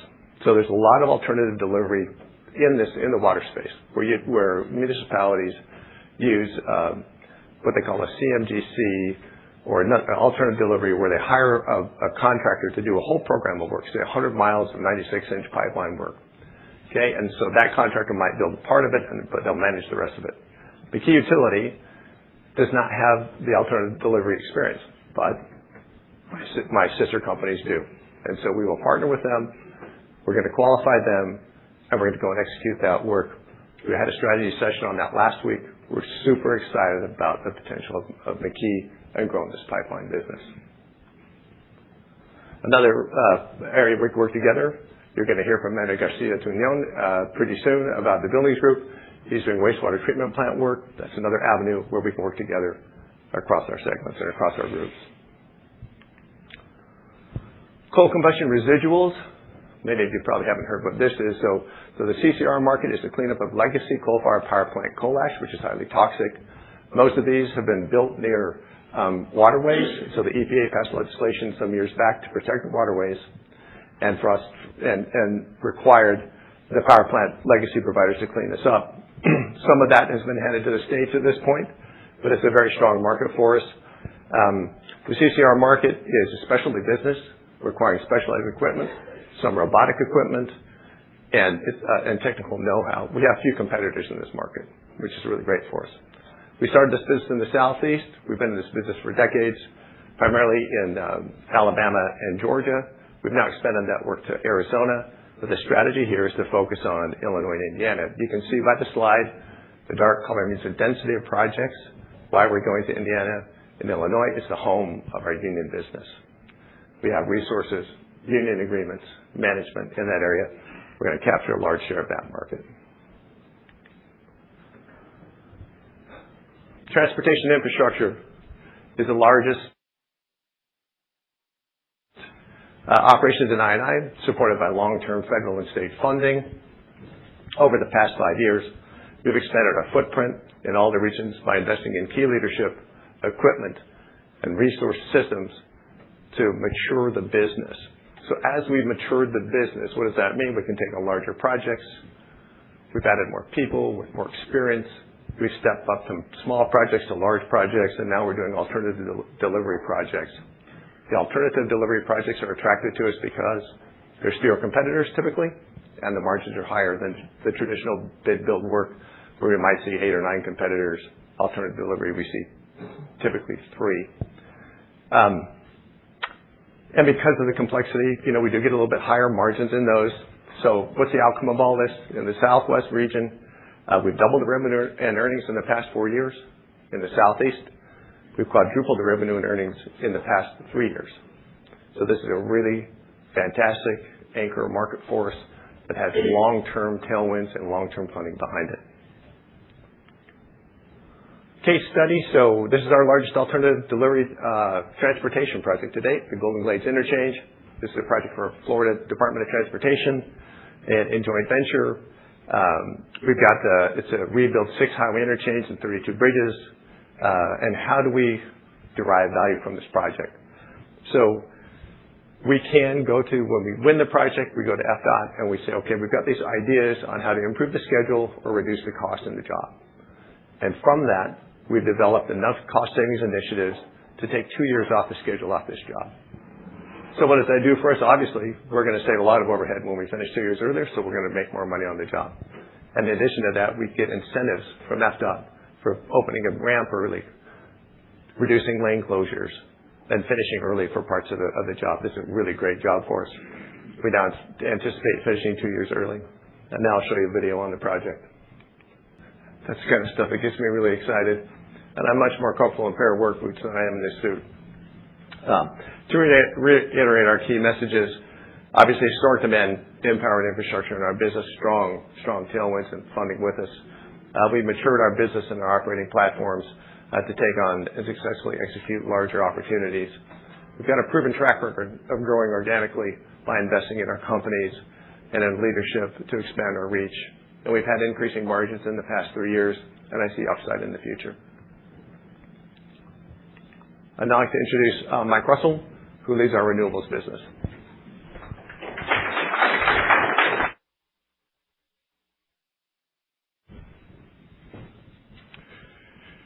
Thanks, Mark. And still good morning to everybody. One thing I get really excited about when I watch this, and I know we've got a room full of investors in the room, but those of us at MasTec are builders, and the opportunity that we have at MasTec right now to build in the current environment that we have is extremely exciting for those of us that have built a career. And as you'll hear my story, you'll understand why that excites me so much. So, Mike Russell, I'm the president of MasTec Renewables. A little bit about me. As a product of Randy and Mary Lou, who met at engineering school in northern Indiana, I was always destined to follow in my father's footsteps. My dad carved out a career in heavy industry, and while visiting the heavy industrial facilities that he managed at a young age, a passion to build was born. I'm also a second-generation college athlete, which drives competitive energy in all things. I channel that energy today into leading MasTec Renewables. After completing my engineering studies at the University of Alabama in Huntsville and Birmingham, I embarked on a 30-year progressive career in construction, focused on building power plants, petrochemical, and other heavy industrial facilities. So my first foray into renewables was in 2008, while building a state-of-the-art biomass project in Conyers, Georgia. Fast forward to my time at MasTec, where I started an executive role in the fall of 21 with the Wanzik Operating Company. And as Bob mentioned earlier, he takes chances on people to see what they can do. Bob took a chance on me, and by the summer of 22, I had full leadership of that operating company at Wanzik. A year later, my responsibility expanded to include the leadership of MasTec Renewables after post-acquisition of IEA and White Construction. Who we are. MasTec Renewables is a premier builder of utility-scale wind, solar, and battery energy storage projects. What do I want you to hear today? As a renewables EPC, we are benefiting from record power generation demand, coupled with the lowest cost, fastest to grid solution. We're going to hit on that a couple of times today. Lowest cost, fastest to grid solutions. Our organization is focused on large projects that are showing high growth in all three of our EPC markets. We have strategically aligned ourselves with key customers to yield multi-year pipeline and revenue visibility. And from contracting discipline to leveraging innovation, we are focused on continuous improvement of our project delivery. To understand where we are, it is important to understand the journey that got us here. In 2008, MasTec acquired Wanzik, the operating company. MasTec started in the renewables business with the acquisition of Wanzik out of Fargo, North Dakota in 2008. Over the next 14 years, that organization grew into the premier wind EPC in the nation and organically started a solar EPC business. In October of 22, we acquired the IEA companies. This expanded our capabilities to new markets through the union business of White and the IEA BEST Group, and increased the size and scale of the MasTec capabilities in open shop wind and solar and our renewable services business. Our goal now was to figure out how we deliver in our newly minted mission for MasTec Renewables of delivering safe and profitable results. To achieve our mission, we focused the organization on a few key areas that remain our focus and journey today. Number one, in-depth knowledge of our market and alignment with key customers. This was extremely important for us to be secure with our backlog. We identified market trends and focused our efforts on who was building. Aligned ourselves with those developers and utilities that matched our criteria for success. Number two, contracting discipline. We focused on disciplined contracting, cash flow, and risk understanding on those projects. And then third, continuous operational improvement. We capitalize on the combined organization size and knowledge, identified weak areas, and work to improve, then we rinse and repeat. In the last 3 years, this focused effort has delivered the following: 11 consecutive quarters of backlog growth. I am extremely proud of that metric. 11 consecutive uninterrupted quarters of backlog growth. And then our improved project delivery, risk avoidance, and our financial outcomes. Here's a snapshot of who we are today. You guys can read the slide and understand the metrics, but a couple key things I want to point out. $3.1 billion in backlog. This is fully contracted work. We have fully contracted line of sight to that $3.1 billion work going on. 80% of our revenue is from repeat customers and 53 plus gigawatts of installed renewable power. Currently, we're under construction or in some phase of construction on 6 gigawatts at any particular time. Our growth strategy moving forward, supporting customers with our services business, leveraging our mature wind business and capitalizing on the repower cycle, prioritizing utility scale solar and co-located storage, capitalizing on the best market growth, and expanding our Tier 1 customer programs and repeat awards. As I mentioned earlier, as demonstrated by this levelized cost of energy, we are building the lowest cost and fastest to market power generation facilities.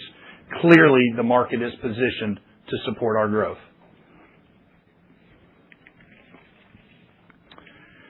Let's speak a little bit now to the different segments of what supports MasTec Renewables. We are uniquely positioned and have built a business to capitalize on an unprecedented call for power. We are answering that call. I would like to start with a smaller but important part of the offering I'm excited about where the business is headed. We talk about the significant increase in gigawatts installed in the renewable space, coupled with the aging fleet of wind and solar facilities. The story behind the story is the operational requirements of both those facilities that require similar technical expertise as our EPC teams.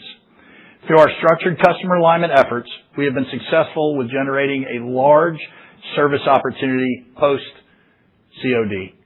Storm and catastrophic event remediation, major component replacement, small repower scopes, and electrical service and upgrades.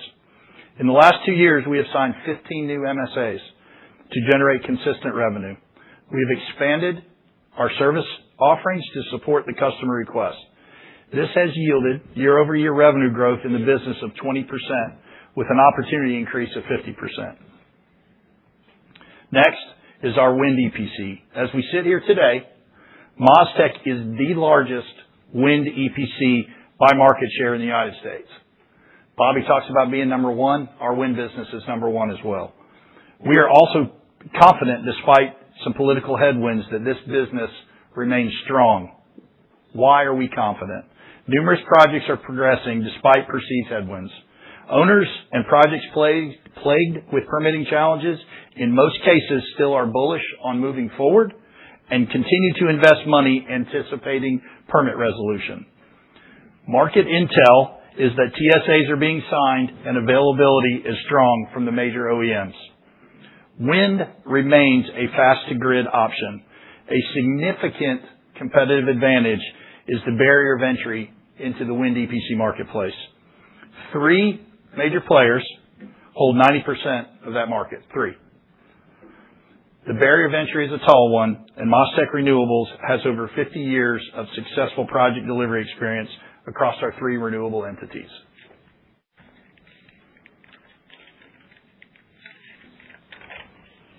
Speak a little to solar. Mega solar project size has grown 2 to 3x over the last 3 years. MasTec is positioned as one of the few builders of mega scale solar projects.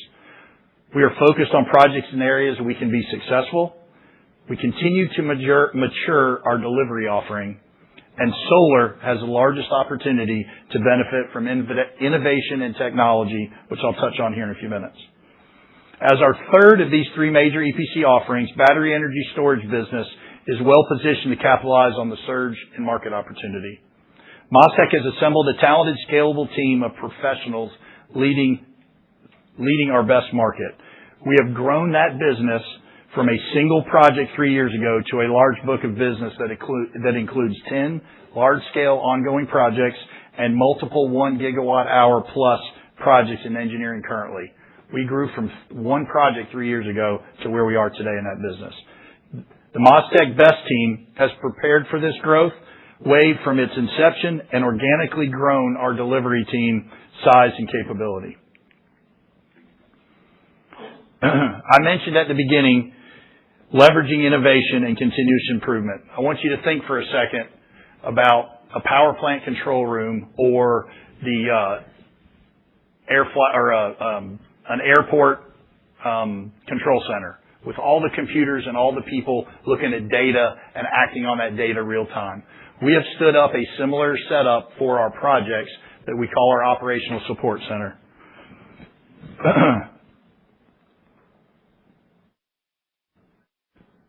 This is not a replacement for the traditional project delivery model. It is value added.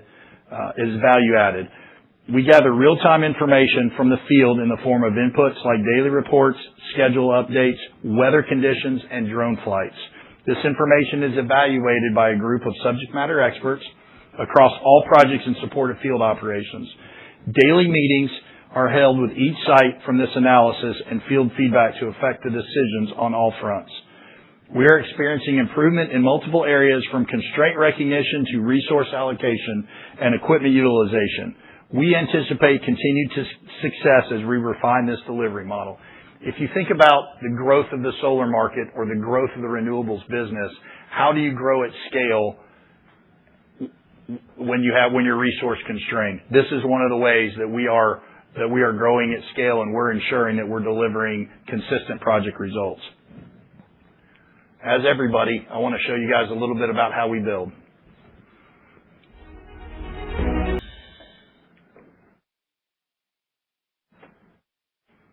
In closing, I want to recap my message on MasTec Renewables. As we all know, the current demand is at an all-time high, and MasTec Renewables is well positioned to capitalize on that demand. Our focus aligns with our size and scale across all three EPC delivery platforms, all at or above project sizes of 200 megawatts. The alignment with our customers as they get projects built and we have future visibility remains a key strategy. And finally, our focus on continuous improvement through innovation and delivery discipline will enable stronger project delivery. Thank you, and I would now like to introduce Manny GT, who's our president of our General Buildings Group.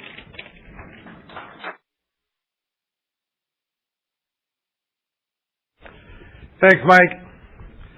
Good morning. I'm Manny Garcia-Tuñón, president of General Building.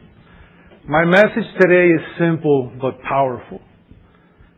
General Building is becoming a construction management growth engine that helps MasTec win larger, more complex infrastructure projects. We do not just build structures. We're often at the point where more of MasTec comes together. We do that because we can orchestrate MasTec's full platform under one construction manager. When that happens, we increase visibility, revenue, and margin capture. And because our model is construction management, we can scale more rapidly and more selectively in those high-growth infrastructure sectors where MasTec's capabilities really matter. Now, I got to tell you, the reason why we're able to capture that enhancement and that scalability makes sense when you consider that by virtue of the model being construction management, a lot of our projects are programmatic. So we get to enjoy a high client retention rate, much more so than a traditional general contractor. If you look at our pipeline and our work in process today, you'll find that over 80% of it is from repeat business. That's incredibly powerful when you consider win rates moving forward. And that's happening during a $1 billion a year run rate. And how we're able to achieve that today is really grounded in where we come from. You see, my family's engineering and construction legacy began in Cuba of the 1940s, where my grandfather, who was one hell of an engineer, also owned one of the largest steel fabricators in the country. And he was doing design and build work for some of the largest American companies on the island at the time. Companies like Firestone, Gulf and Western, and Glidden, which is that paint factory that you see behind me. He was doing design build work decades before the industry even knew what design build was. He fled communism in 1960 and eventually came to the United States, where in 1979, together with my father, they founded MasTec. based on a principle which today I call informed construction. What does that mean? It means that you understand the needs of your customers so intimately that you get involved in the design to better inform what you're going to build for them to solve their needs. MasTec acquired LaMartec in 2018, and for the last 8 years, it's been the foundation of this general buildings group. Now, I'm a proud third generation in my family business. But I'm even more proud to tell you that today as a MasTec company, my 2 children are both fourth generation. Now, I'm not sharing this story with you just to talk about nostalgia. I've got 2 important takeaways. Number 1, where does our work ethic come? Well, as you've heard before, it comes from the fact that we're children of immigrants who sacrificed everything just so they could raise their family and work and live in freedom. And that's not something you take for granted. The second key takeaway is understanding where our operational DNA comes from. Well, it comes from my father and my grandfather. You specialize. You ensure that you have depth of knowledge and subject matter expertise, which in construction means you have in-house design capabilities. And you focus on operational excellence. It's that same discipline that built that business that we've used to build general buildings today. And the proof of that evolution is on this slide. Since MasTec acquired LaMartec in 2018, our business has grown from $60 million in revenue to $1.2 billion. Our backlog has increased from $50 million to over $1.5 billion. Our employee count went from around 70 to over 375 team members. And our largest projects went from $22 million to $700 million. That's not just growth in size. That's growth in relevance. Because today MasTec has a construction management capability where it didn't have it before. And it also proves that the model can scale. And it can scale for 3 reasons that I can think of very quickly. Number 1, relationship driven, as we mentioned before. Number 2, we're selective. And number 3, we're capital light. I cannot tell you how important that is and how much of a distinguishing factor that is for us as construction managers. Because we are not asset constrained, we have a lot of flexibility. We're flexible in terms of geography because we can travel anywhere. We're not limited. And we're flexible in terms of balance sheet impact. You see, we don't have to invest a lot of dollars to chase every incremental dollar of growth in revenue. We don't have to. We don't deploy fleet. We don't deploy the boots on the ground. We deploy project execution leadership, and that travels very well. And when you combine that with MasTec's self-perform capabilities throughout the country, that's the force multiplier. Being selective is also important when it comes to scale, to Mark's point before. Why is that? You know, we have a very robust no-go criteria in general building, which means that we turn away a lot of work, and still we've got billions of dollars right now in active pipeline estimates and projects that we're negotiating because the needs are so insatiable. So for us, scaling does not equal growth at any cost. It equals disciplined expansion in markets where MasTec's capabilities really matter and can change the economics. So let's talk about what those market sectors are. Without question, and you've heard it, if you've heard it once, you've heard it 100 times, data centers and mission critical is our fastest growth pillar. Jose mentioned the number of $725 billion of TAM in the next 5 years. That might actually be short based on what we're seeing. But right now, general building, LaMartec is building about $1 billion of data center projects right now, between turnkey construction management and subcontracting work as well. And we've got over $5 billion of pipeline just in data centers right now, and all of it, not 80% of it, all of it is repeat business. Transportation is another big growth pillar for us. There's $90 billion identified of TAM coming up in the next several years. What I find most interesting about this one, and this is kind of like serendipity, but it's at a big percentage of that, $14 billion is in Miami International Airport. Now, we're not just a local contractor, but you got to admit, $14 billion coming down the pike in our backyard, that gives us a tremendous advantage. And if you want proof of that, we just won $1 billion of work between the port and the airport last year. And after securing the $1 billion that we have right now in the books, we won another project. And the next project for Miami International Airport is coming out this year. That one might be $1 billion in and of itself. So yeah, this is personal for me as a Miami boy. And I promise you that we're going to do everything that we have to do to win that project, or you're going to have to kill me. It's as simple as that. Sports and entertainment is another very interesting market sector for us. We're selective here. Why? Because we're attracted to sports and entertainment projects that are more, how shall we say, like district level projects. Why? Because they're more complex and they allow us to bring other MasTec entities into the mix. And that's really the calling card.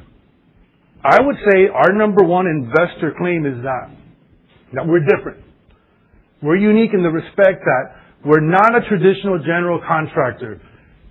Don't look at us as a GC, because we're not that. We're a construction manager that is integrated inside of MasTec's self-perform ecosystem.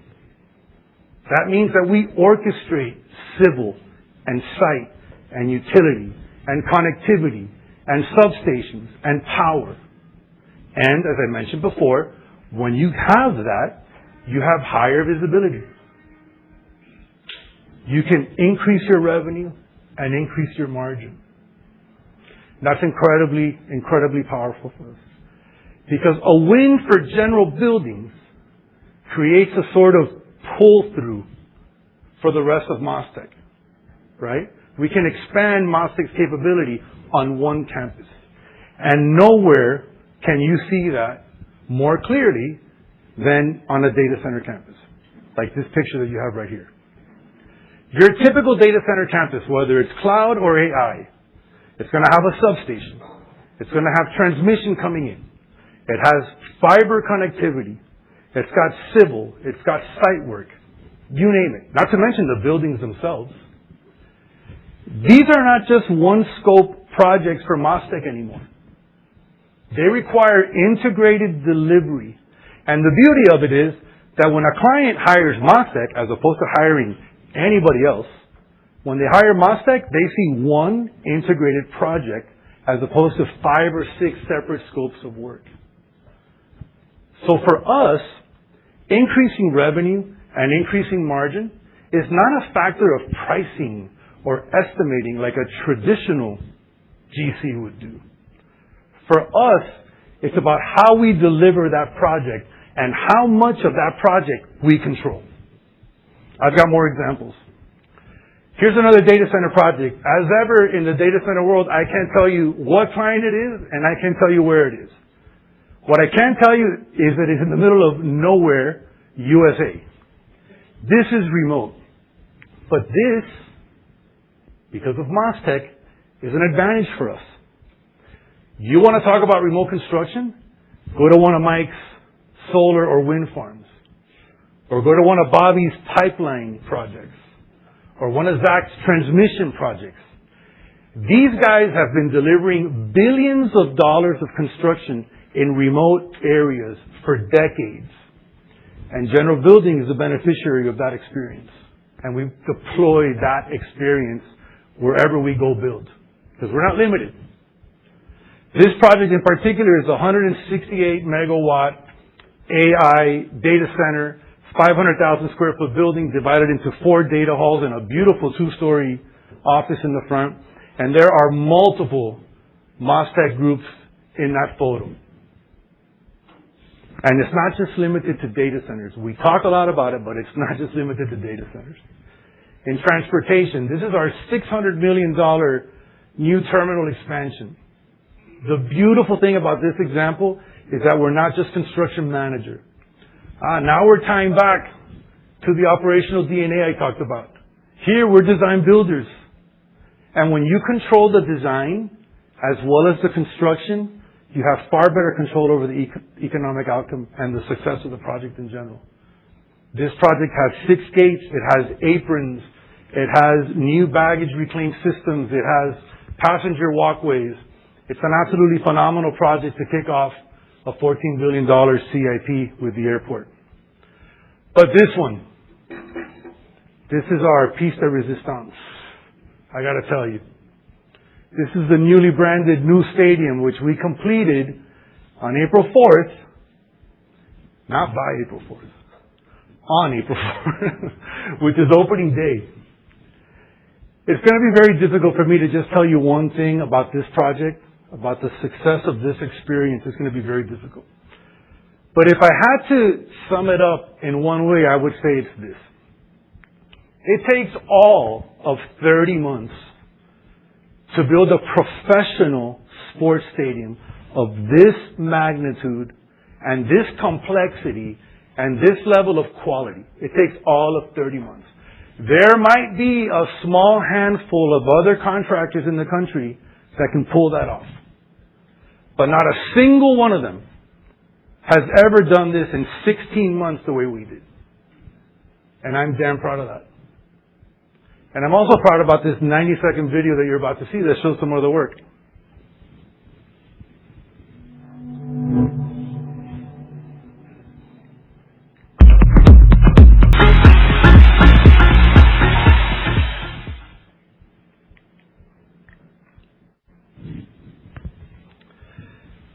If I had one takeaway that I'd like to leave you with after this section, I would say it's this.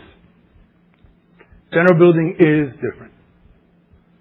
We're not a general contractor. Don't look at us that way. We're a construction manager that brings together all of MasTec capabilities on one campus. Look, I know that Jose likes to joke about the fact that if I had it my way, I have you all believing that MasTec is all about general buildings. And I can joke back and tell him that he's not wrong. But the fact of the matter is that when you look at what all of these guys are doing with the tens of thousands of team members that are building billions of dollars of infrastructure projects in the country, better than anybody else, it's the other way around. General building is all about MasTec. And that, to his point, is part of what makes MasTec inimitable. Thank you. Now, I'd like to introduce to you our Executive Vice President and CFO, Paul DeMarco, who's going to share some pretty exciting figures with you.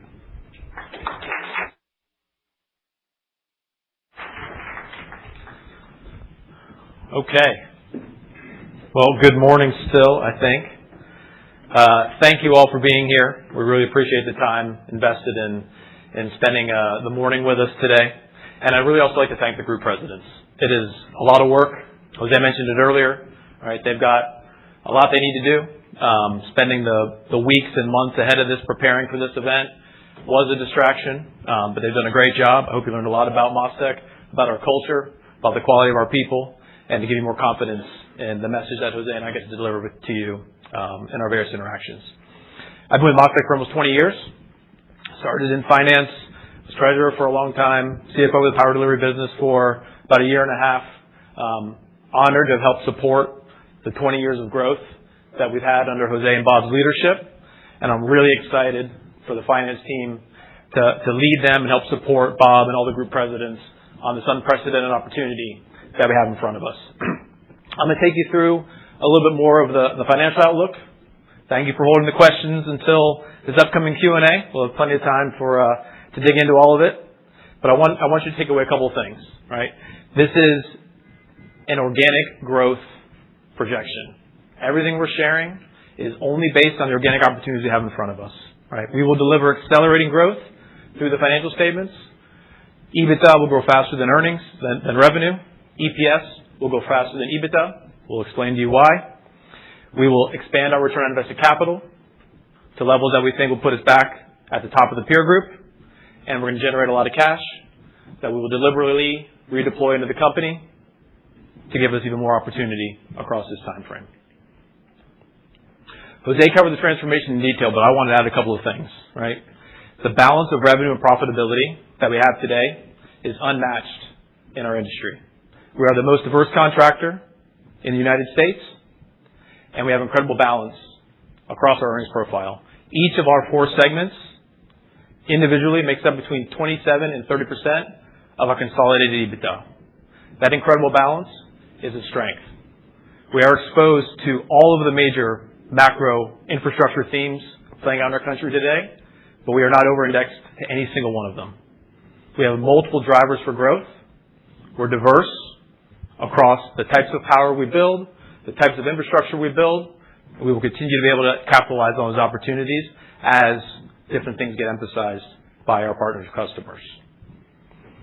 I want to touch on the 26 guidance quickly. We have really high confidence in these results. Really proud that we beat Q1, raised the full year. Again, this growth is, the vast majority is organic. We've talked about the 2 acquisitions we did, one in Q4, another in the first quarter, contributing about $500 million of top line growth, about high single digits. And again, 60 basis points of margin expansion year over year, accelerating EPS growth with 34% growth with the $8.79 earnings per share compared to $6.55 last year. But again, really high confidence in this, and we're being really selective around the work that we're choosing to execute. The 26 outlook and our longer term forecast are all grounded in our backlog strength. You can see the growth over the last 6 periods, including topping $20 billion here in the first quarter. It's been broad-based across the groups. We talked about renewables. Mike mentioned, Jose mentioned the alliance agreements. 11 consecutive quarters of backlog growth, billions of dollars of work beyond the 18-month period between LNTPs and contracted work. And we're talking about jobs well into the end of this decade and into the future beyond that with our clients today. The infrastructure side, some of the most durable demand we have. Think about the highway infrastructure everywhere you are. You can't step a foot in this city without running into some type of road construction. That holds true in Miami. It holds true in the Southeast. It holds true in the Southwest. That work will be there for decades, and we are one of the permanent players in that space. Throw in power generation and our interest into water, we feel really good about how that infrastructure market will play out for the foreseeable future. The thing that I love about the General Buildings Group, on top of everything that Manny shared very eloquently, is how many multi-stage projects we see, whether it's a $14 billion capital improvement program at the airport in Miami or, a data center that's phase 1 of 5, right? The ability to work for a repeat client, sometimes replicating the first design multiple times, just drives more execution performance, more efficiency, and better outcomes.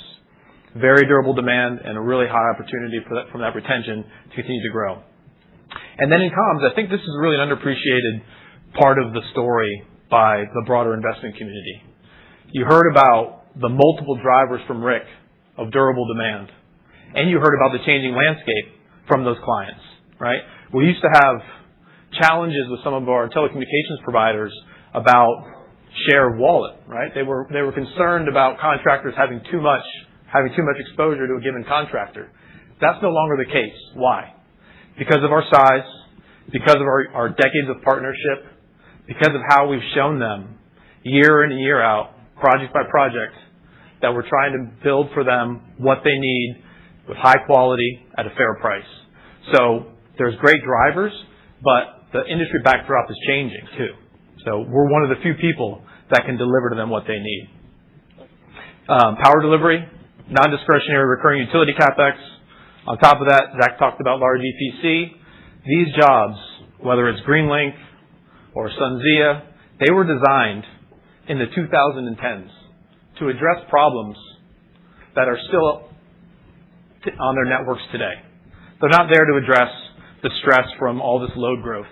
They're addressing problems of the prior decade, and we're just now getting them in the ground. There will be another enormous wave of projects to address all of the inefficiencies that are being built with this scramble for power delivery, power generation demand today.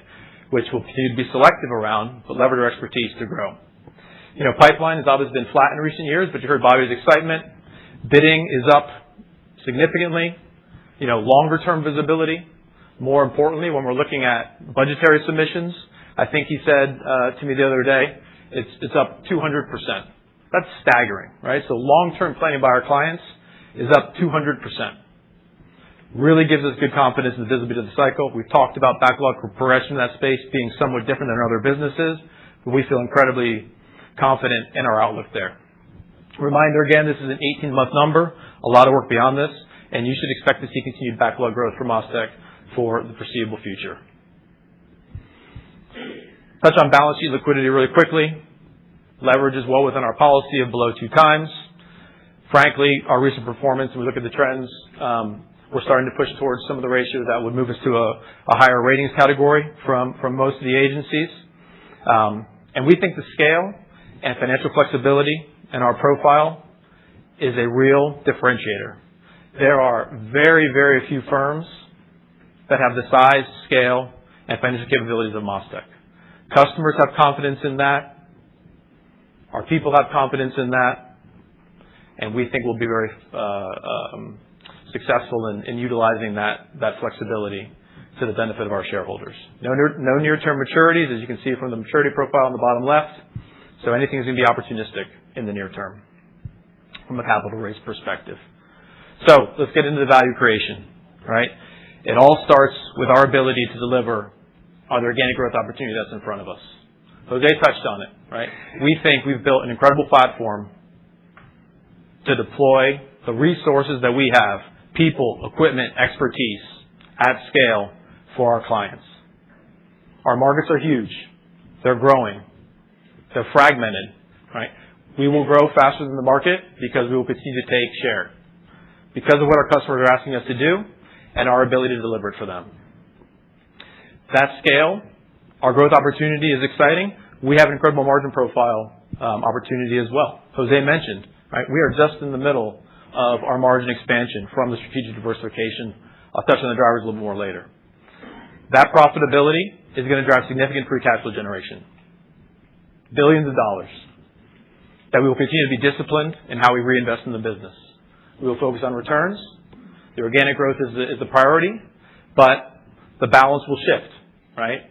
The organic growth is very efficient, and it's going to be a lot of money that we have to deploy. We'll talk about how we see that mix changing in the years ahead. And then we reinvest that in the business, and we continue to fuel that engine. So on the revenue side, we talked about $22 billion. That equates to 15% organic revenue CAGR from 2025 to 2028. We think that's an incredibly strong outcome at the scale of MasTec today. Double digits across every segment with, call it low to mid double digits in power delivery and communications and high teens in clean energy and pipeline infrastructure.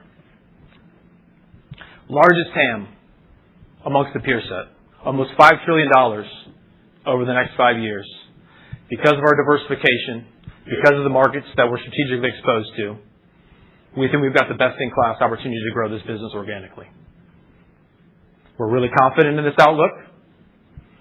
And again, we expect to continue to take share. We're really proud of this growth profile. We think this growth opportunity at scale, coupled with the ability to expand margins, is a unique and incredibly compelling investment thesis. We have multiple levers today to expand margins. Scale is easy, right? We will get operating leverage on back office. But more importantly, with more project activity, with better visibility, brings better utilization of our people and our equipment. That is an incredibly important aspect of outcomes. When Bobby's pipeline business performs at its best, it's because we're moving people and equipment effectively and efficiently from one job to the next. We don't have extended periods of downtime. We don't have big project overlaps that cause us to have to rent other equipment or subcontract some initial work. Predictability and visibility of timing of projects is key to outcomes. And we think with the vision that we have, the opportunity we have in front of us, we'll continue to drive more margin profile there. Operational maturity. It's easy to look at 2020 to 2025 or 2026 and think that was a simple process. Mike really understated the lift that he did bringing our legacy business, which was a $2 billion renewable contractor, a little bit less than that in total for the segment. Let's say $1 billion renewables. We acquired $1 billion renewables. That was a merger, right? With all the challenges of a merger. Mike brought it together, unified the operations. Now we've got one MasTec Renewables, right? Those operating companies you mentioned, we don't talk about those. Those are, vehicles for execution, right? We talk about MasTec Renewables. That's what the customer hears, and Mike did a huge lift with that. But it's still relatively new. He's operating in multiple ERP environments, as is Zach, right? That's hard to do, right? We're fixing that. We'll produce better outcomes over time, but it's still relatively immature. So we've got a great opportunity to improve consistency of execution as we mature operationally, which we think is unique to us because we're in all the markets we want to be in, but the new MasTec is still relatively young. So we think we've got a ton of opportunity in front of us there. I mentioned systems. Some of you heard me talk about what we're doing to try to bring better information, more timely, more accurate, more actionable to all of our operators. That allows them to make better decisions. That allows them to improve outcomes. Allows them to be more efficient and effective for the people on the ground. That's another really important driver. Mix. Not only with the shift in mix to higher percentage of revenue from our pipeline segment in the years ahead, which is obviously our highest margin segment, but these types of national turnkey programmatic builds that our customer are asking us to do, you've heard it from almost every group president, these prevent more margin opportunities for us. Because of the lower competitive dynamic, less folks that can work with that, and our ability to continue to drive better outcomes for our clients. And you heard a lot of people talk about project selection, right? We have the scarce resource. Where we deploy our people and our equipment is critical, right? We're not chasing revenue. We are trying to find the right customers to partner with, to meet their infrastructure objectives where it's mutually beneficial, right? We are trying to get their processes built, but also to ask for some things in exchange. How can we plan better? How can we have better visibility around deploying our people? How can we have the right risk allocation, right? We take risks that we can control. If we can't control it, we find a way to contract around it. Or we find a different partner to work with. It's a really important part of our margin profile. And this is a lot of drivers. So they don't all have to go perfect, right? But we do think that over the next 2 years, we can get to double digits, at least 10% adjusted EBITDA on that $22 billion of revenue. That's a 25% CAGR from 25 to 2028. 10% higher than the revenue CAGR alone, with multiple drivers that we feel really good about being able to unlock. No change in the margin expectations by segment, with comms and power delivery achieving low double digits. Clean energy and infrastructure, high single digits at a minimum. And pipeline infrastructure, we expect them to be able to consistently be in the high teens. We've shown the ability to exceed those levels for pipeline, and we hope we're able to exceed all of these targets across the segments as we move through this forecast period. When we turn to EPS, the $15 per share of adjusted diluted EPS in 2028 equates to a 30% compound annual growth rate from 2025. So on top of the revenue growth, on top of the margin expansion, we also think that we'll be able to scale on depreciation and interest. Why depreciation? Partly it's mixed. We talked about some of the growth is coming from asset-light parts of the company, but it's also just that utilization, driving down depreciation as a percentage of revenue. On the interest side, this is an organic model, right? So we're deleveraging here. Interest is going down. We'll talk about capital deployment in a second, but that's another driver. We have assumed a higher tax rate than 25 and higher non-controlling interest, which is a drag. That coupled with no buybacks are assumed in this model, all give us further upside to these EPS numbers. So when the questions earlier around why did you describe this as a floor, right? We're talking about what we think the base business can do today with multiple opportunities, multiple drivers for expansion of margins, and other ways to accelerate EPS.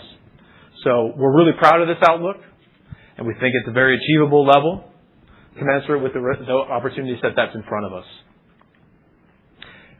Return on invested capital is something that we've tried to be really intentional about over the past 3 years. I think for a long time, it was in our DNA. We just weren't as overt with our discussions around it. So what have we done? We've focused on internal education, and I've mentioned this to many of you. Internal education, internal target setting, and now we're ready to share what we think are some external targets based on the outlook that's in front of us as well. It starts with the profitability expansion, right? We're going to grow organically. That is an incredible driver of return expansion, right? Yes, there's investment in working capital and fixed assets, but the returns you get from organic growth are multiples over even the best M&A. We will continue to prioritize that and make sure we're putting our operators in a position to capture all those opportunities that their partners bring to them. Capital efficiency is critically important, right? We have it with the organic growth opportunity. As we look at M&A, the valuation, the post-acquisition organic growth that we can achieve with those businesses, the capital intensity of those businesses, those are important characteristics to make sure that we can continue to bring in companies that meet and exceed our return thresholds so that we can expand returns post-acquisition as well. So when we pull that together, we talked about eclipsing our WACC in 2025. I talked about 100 basis points of margin expansion in the first quarter on a 12-month basis. We think we can expand over 600 basis points to north of 16% by 2028 through the organic growth opportunity and continued discipline around capital deployment. The goal is to have best-in-class returns. We had them in 2019. We expect to be there again. We think this is an important barometer around our efficiency in deploying capital. It's not the only metric, but we think it's important to show that we're taking the capital that we're entrusted with and redeploying it effectively into the business and into the end markets that we serve. So to summarize all of the targets on one page, and I'm going to speak a little bit more to our confidence in these, right? The revenue target with our backlog, with the largest total addressable market in the peer set, and everything that's going on in those markets, the fragmented markets that we operate in, we feel really strong about the ability to deliver 50% compound annual growth over the next 3 years. We'll accelerate that with the margin drivers that we have, delivering at a minimum of 25% adjusted EBITDA CAGR over that same time frame, and we expect to get to $15 per share of EPS by 2028 at a minimum. From that, we expect to generate at least $3 billion of free cash flow cumulatively over that time frame, with a conservative 55 to 60% conversion of adjusted EBITDA. So now I'll turn to capital deployment for a little bit. This is a snapshot of what we did over the last 5 years. Deploy about $3 billion, $2 billion to M&A, roughly $700 million to operating capital, mainly fixed assets, and about $200 million of share repurchases. I've talked about the priorities remaining the same, right? Organic growth will be the priority. But we've intentionally de-emphasized M&A over the last couple of years. Why? We had a lot of integration to do, right? Had a little bit of deleveraging at the early part of the strategic transformation. But then it was about letting our operators work. Right? We didn't want to distract them. We're at a point now with where the maturity of the business is. Yes, there's still opportunity there, but we've got it organized the way we want. We're performing for our customers. And the capital that we're going to generate, we think we can be, more forward-leaning on M&A. Jose's going to talk more about this in a second.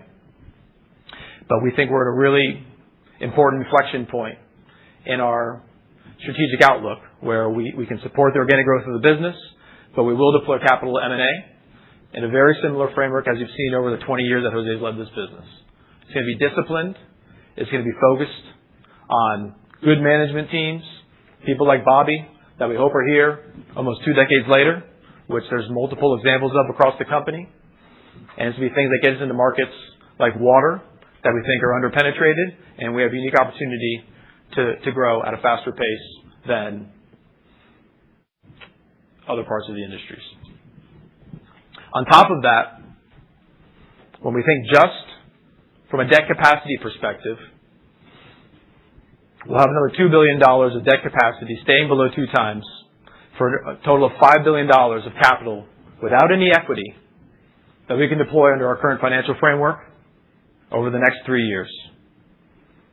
With the level of the valuations that we bought companies at, again, over that almost 20-year time frame that Jose's led this business, think about the earnings power of that capital, right? We'll talk about the recent deals. I think the deals over the time frame really speak for themselves in terms of performance. Jose is going to give a lot more color there in a second.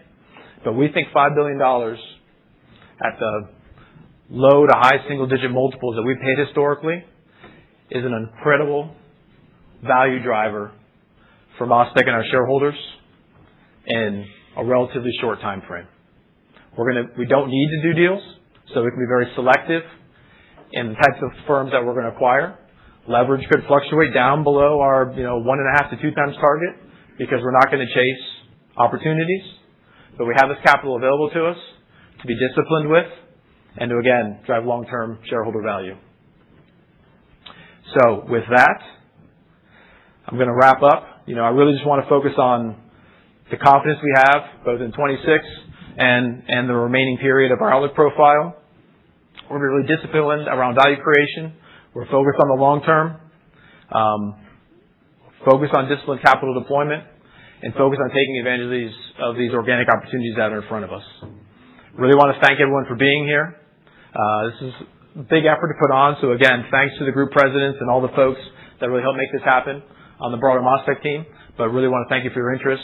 And with that, I'll turn it over to Jose for some additional remarks. Jose?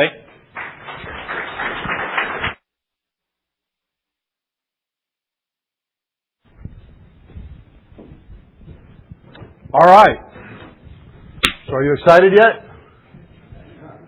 After listening to all this, I'm so excited that I think I'm even going to buy more shares.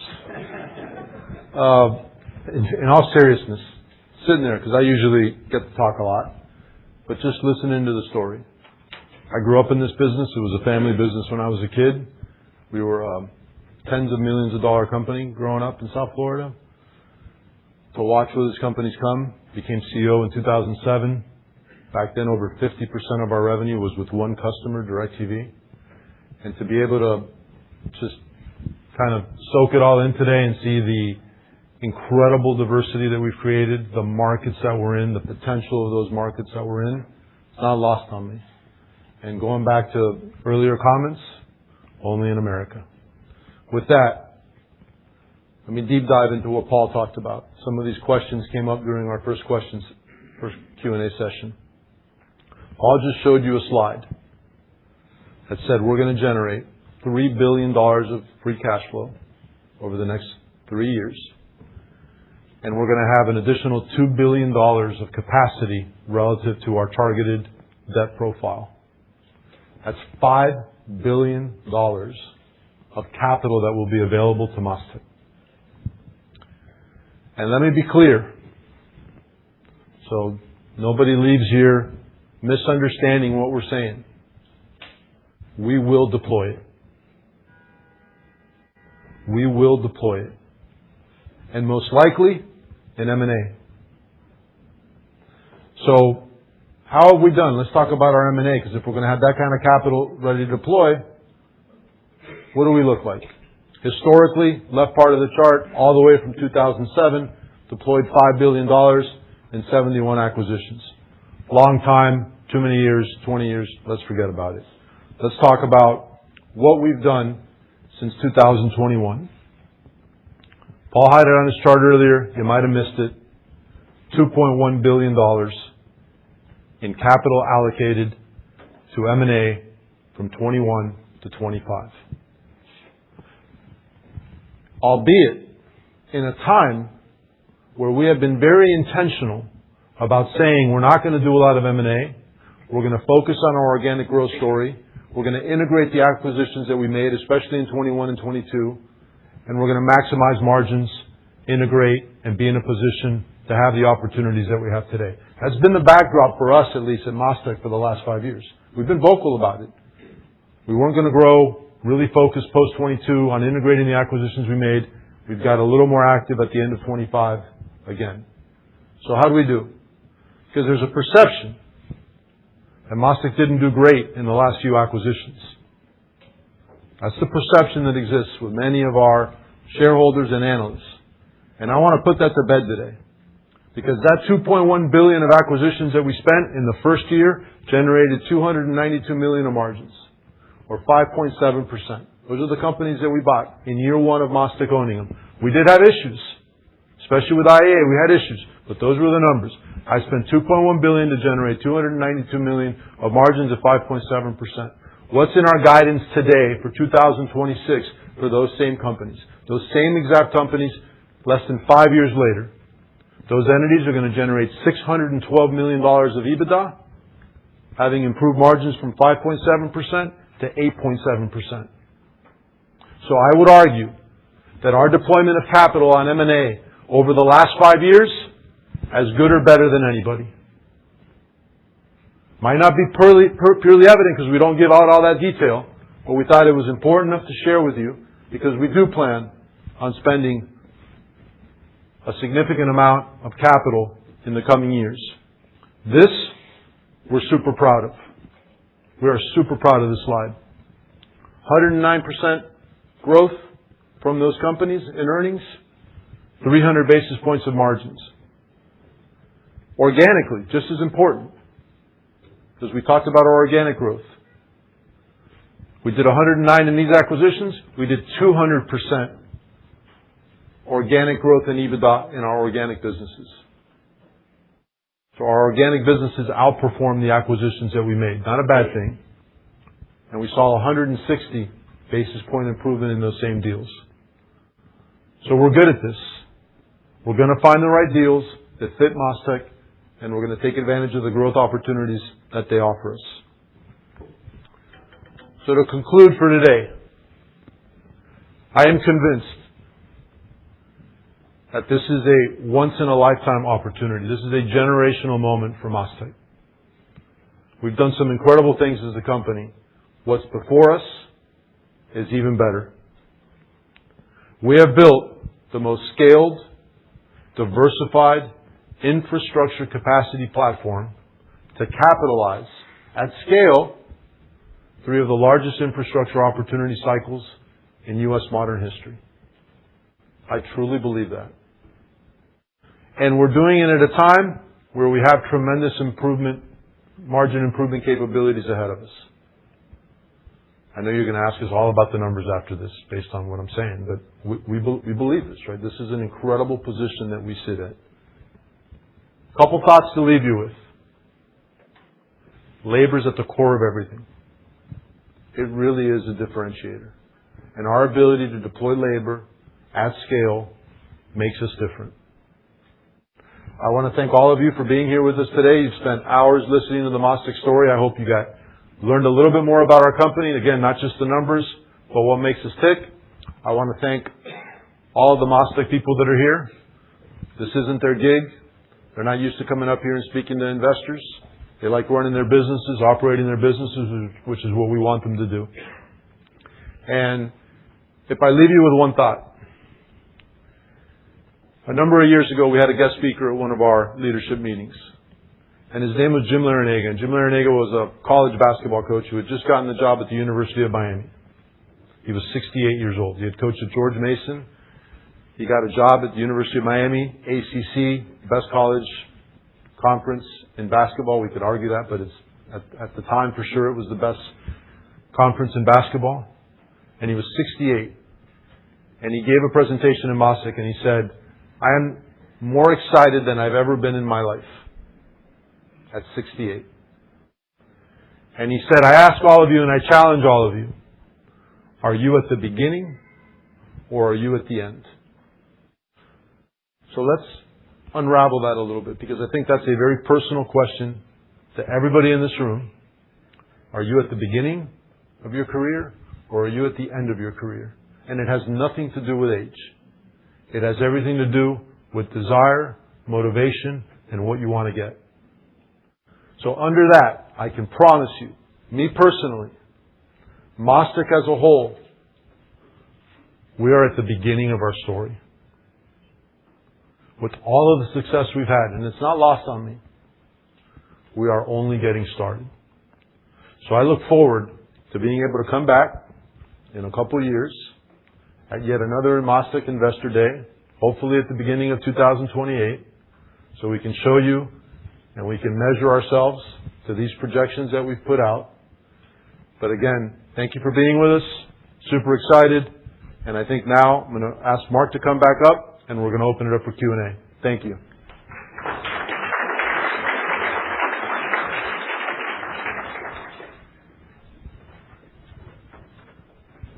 That's a hard act to follow.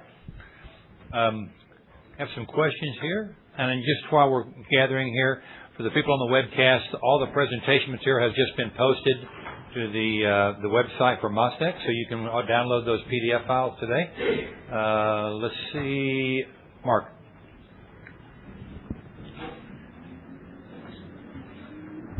Thanks. Mark Bianchi with TD Cowen. Mark, there you are. You talked about the natural gas business that you guys run there, and I'm curious, out of the $1.9 billion of revenue that you showed, how much of that is related to that effort? And maybe you could talk a little bit about the types of projects, because we're hearing a lot about distributed power projects that are, going to work with data centers, perhaps behind the meter, or maybe in a quasi behind the meter type of arrangement. How much of that is what you're doing, and how do you see sort of the runway on that? Because a lot of people wonder, maybe these are bridge solutions. Once the grid becomes available to satisfy, this business is not going to be as attractive. I don't think we've disclosed the... So let me, because he's a little hesitant on what he'll answer, but about 10 to 20% of our revenue related to the numbers that he posted are on that type of work. Just to kind of give you a framework. The second part of your question is, so the behind the meter opportunities we see are just, they're... In the past 3 years, we've seen the transition behind the meter from, we thought it was all going to be an island generating its own power. Then it moved through a wave to, we're going to be connected to the grid. And now it's moved back to, we see developers looking at just pure behind the meter opportunities. There is a substantial amount of those opportunities. The one I talked about in Utah earlier, that's a completely behind the meter solution. There are dozens of those across the country. We're tracking 10 active ones now. We've been pre-qualified and putting in qualified pricing for 3 of them we've done just in the past 2 weeks for those types of projects. Now, our focus, like I said before, is reciprocating engine or peaking power plants or simple cycle projects. We're not in the combined cycle business yet. There's a lot of that work, that power that would be combined cycle, but it's if you wanted to buy a large turbine today, you're over 3 years out to get that work. So we're going to fill that gap in the meantime. So Mark, can you explain to everybody, I'm sure most know, but just in case you don't, what is the difference with the combined cycle project? What makes it different? Sure. So a combined cycle, simple cycle project has a single turbine, generates power and exhausts the gas, basically. In the combined cycle, it's got 2 turbines. One picks up the gas and steam generates. It has a steam generator on the back end of it. The difference in complexity is about 5-fold between a simple cycle and a combined cycle project. Right. It's a much, much higher level of complexity in a combined cycle environment. Maybe just the second part of the question that I asked was just the runway on this. Is it a bridge opportunity that ultimately dries up because, everybody can ultimately get connected to the grid? Or do you think that this type of sort of behind the meter continues well into the 2030s in terms of continuing to add? Yeah, my own opinion is that, utilities don't have incentives to build a whole bunch of power, new build for data centers. Why? Because they have to charge the ratepayers for that. So what I think the balance is that the developers are going to build the behind the meter power, so they're going to pay for that asset, then they're going to generate additional power and sell that to the grid. So I think that's the win-win that we can see that can happen. Almost all of the behind-the-meter schemes have excess power that they're going to sell to the grid, so the utilities get something for that. That's what we're seeing right now. As far as the end of it, I can't see the end of where the spend is right now. It's tremendous. We can't see it stopping. I mean, the numbers are staggering. Pass the mic back to Phil. Thanks, Mike. Philip Shen with Roth Capital Partners. Jose, Paul, wanted to come back to my earlier question. $22 billion, 2028. If you and earlier, I think Jose, you mentioned you're growing the company at 2,000 people a quarter, right? So you run that out through 2028. From today's revenue per employee, you're roughly maybe $435,000 per employee dollars. You go out to 2028 with your $22 billion, that implies maybe $385,000 per employee. So I gotta think that there's some conservatism in here. If you apply that same revenue per employee, you get to $24 billion. So I was wondering if you might be able to comment on just how conservative things might be and what the upside might be. 22, 24. No. Look, I think we laid out a number, again, that we have tremendous conviction and confidence in. We're not going to sit here and say we've sandbagged you either, right? If you look at 26 earnings to 28 on EPS, it's a 75% increase in 2 years. So that's nothing to sneeze at. With that said, is that our expectation to finish at that number? The answer is no, because on top of that, we will deploy capital in M&A. That will be a significant part of our story in the next 2 years. So I guarantee you the 22 and the 22 are probably wrong, right? We know that. And it is conservative, and we know we can achieve it, right? And that's why we're so confident in putting it out. And to be honest, most of the analysts, if not all of them, the numbers for 28 were below that. So what we wanted to do was level set it and say, look, start here. This doesn't end in 28, for goodness sake. This is just getting started, right? So make whatever assumptions you want on growth beyond 28, but let's start at the same base. Let's not have people way too low in 28, building off that, or vice versa, right? Let's set the base for 28, and then let's work on where we think we get to in outer years. Thanks, Jose. Next question is for Mike on renewables. Tax equity pause, we've heard a fair amount about that. There's potential for some skinny guidance from Treasury to kind of clear that, maybe coming out this summer. Wanted to see if you guys are seeing any of this with your customers, what they might be saying, what kind of potential impacts it could be, or there could be on the renewables backlog. Thanks. Yes. So appreciate the question. We have, as I mentioned to you earlier, we have had some conversation with our customers to that regard. They are bullish on where we are going to get. There's a pause with that investment cycle to a degree, but we're continuing with investment on those particular projects from engineering and moving the projects forward. So everybody that we're talking to and all of our customers are still very keen on these projects are all moving forward, and they will resolve any tax equity issues that exist today. Thanks. Andy?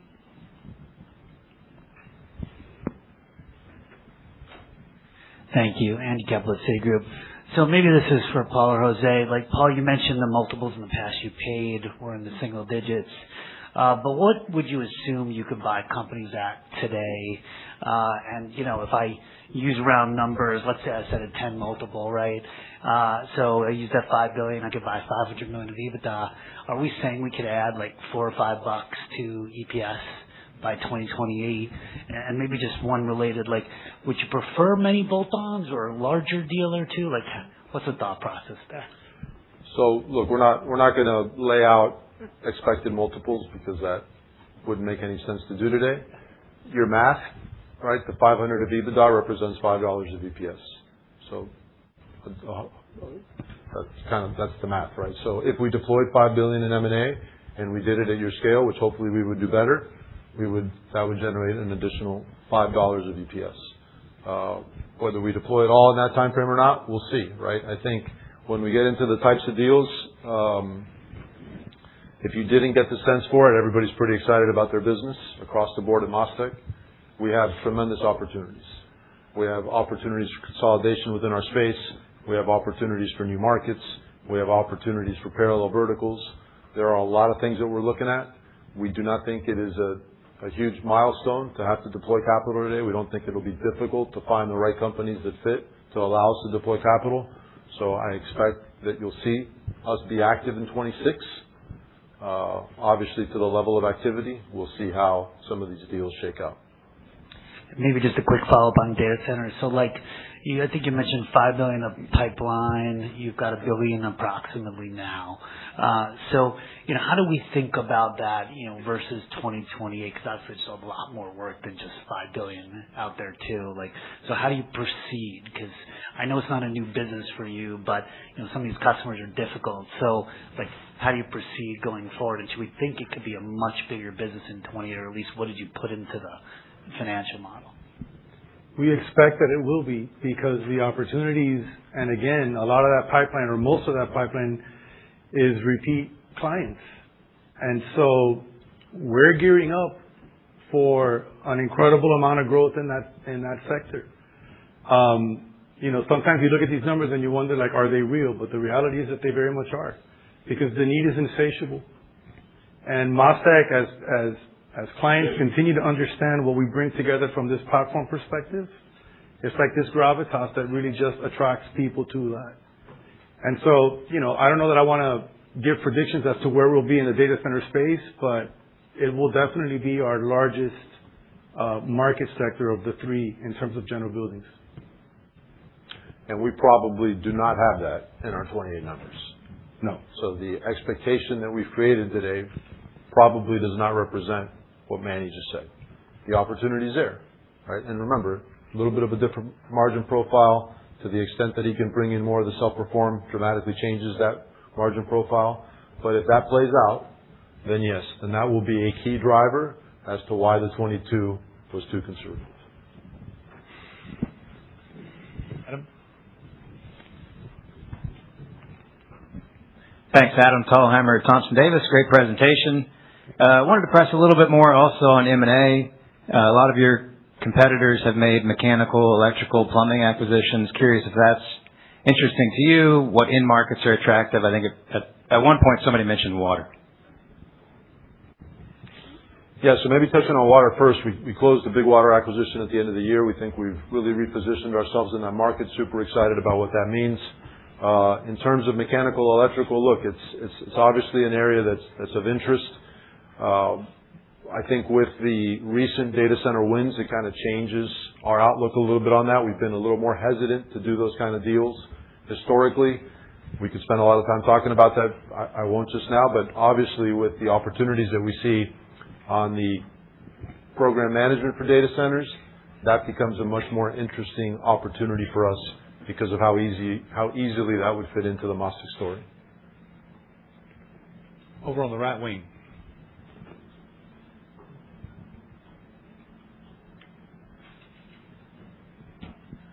Timo, Goldman Sachs. Paul, you mentioned market share growth as a strategy going forward. You expect to take market share. Can you talk about what that looks like across the various segments, and where does it make sense to possibly think about organic versus inorganic as we think about that trend? Yeah, I think Jose's talked a lot about the inorganic side of it. So, we're open to acquisitions in any of the segments, which would obviously add to the share. I think my comments were really more around how our customers are engaging with us, right? So whether it's from the communication side or the power delivery side, we have opportunities. That consolidation drives cost out, right? These are really fragmented markets. There's a lot of regional procurement. There's a lot of, diversification of contractors on the same system. Adding that together under one execution platform allows us to deliver cost at a lower cost, deliver work at a lower cost per unit. That's valuable to a utility that is trying to focus on their rate base, or to a communications provider, right, that has, as Rick said, a relatively fixed, revenue per user. So we think we can get it because of the dynamics, because of our scale and our ability to leverage that additional work and share to drive cost out for our customer. But yeah, I think there's inorganic opportunities as well. Jamie, on the end.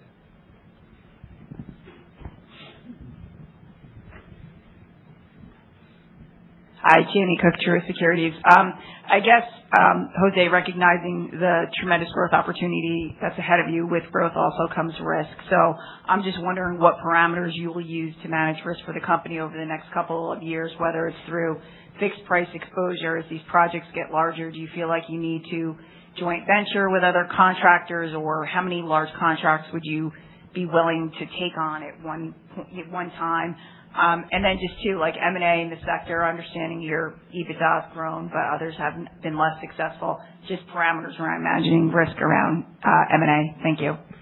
I think managing risk is at the core of everything that we do. And I think all of them talked about it in their presentations. Each one of our business leaders is super focused on risk. We often are asked about price and escalating prices in this environment. And our answer is always, before we escalate price, we're de-risking. And that's probably been the biggest shift within our industry over the last 5 years, is the fact that contracts have de-risked. We are able to share more of the risk with customers before we hit price. That's really important because we think that really impacts margin attainability. I think that, look, right, wrong, or indifferent, my family is the largest shareholder in MasTec. We're in this with every one of our investors. We have no interest in exposing ourselves to undue risk. We obviously want to take advantage of the opportunities that are before us. The truth is we don't have to, right? Organically, we're going to do just fine. But the opportunities in my mind are too good and too great to pass up. So we'll do everything with risk in mind, with de-risking every situation that we have. When we talk about, and we've been asked this a lot over the course of the last few months, why aren't you guys more focused on combined cycle? And it's what Mark talked about, right? There's a level of complexity there that is vastly different from simple cycle and rice engines. And it all comes down to, you have multiple technologies. So when one of them fails, it's very difficult to figure out whose fault it was. And ultimately, as the primary contractor, you're responsible for all of the subset of what made that plant work. So when they go well, they're great projects. When they go bad, they're really bad projects. So your contract structure has to be great. And if it ever gets to that point where we think it's completely de-risked, we would look at it more. But in our risk appetite today, it's just not there. We don't think we need it, right? We think we've got plenty of opportunities to grow. So I think that's an example of where we wanted to de-risk. Let me give you another example. Last year, when we won Greenlink, we had some permitting issues early on in the Greenlink project. It was a big part of our 2025 growth plan. But yet, we didn't miss any earnings. We still grew. We still had nice growth. We still had nice margin expansion because we had a good contract, right? And we were protected from things that historically we might not have been as protected from. So yes, it is a key element of everything that we do. So very, very important to our growth, Jamie. Let's get Steve here.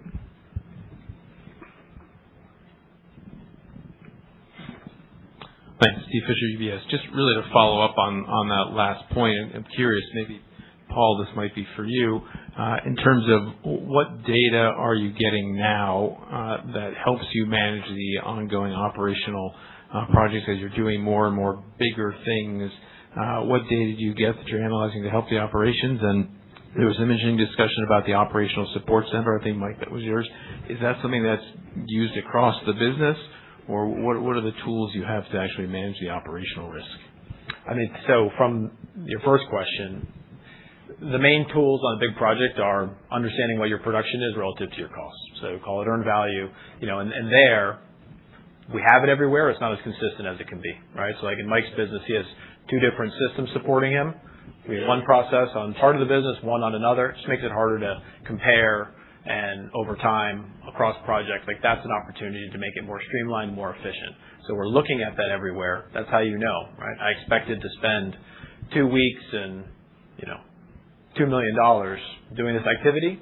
Did it take me longer or shorter? Did it cost me more or less for that level of production? That is the key metric to understand if your costs are accurate, if your production is driving the results that you expect. So that's what's the core of it, is making it more consistent, more comparable, feeding it back into estimating more consistently. So if you underestimated a cost on a subset of projects, now you know on the future ones, these exact same activities, we actually performed a little bit better or worse.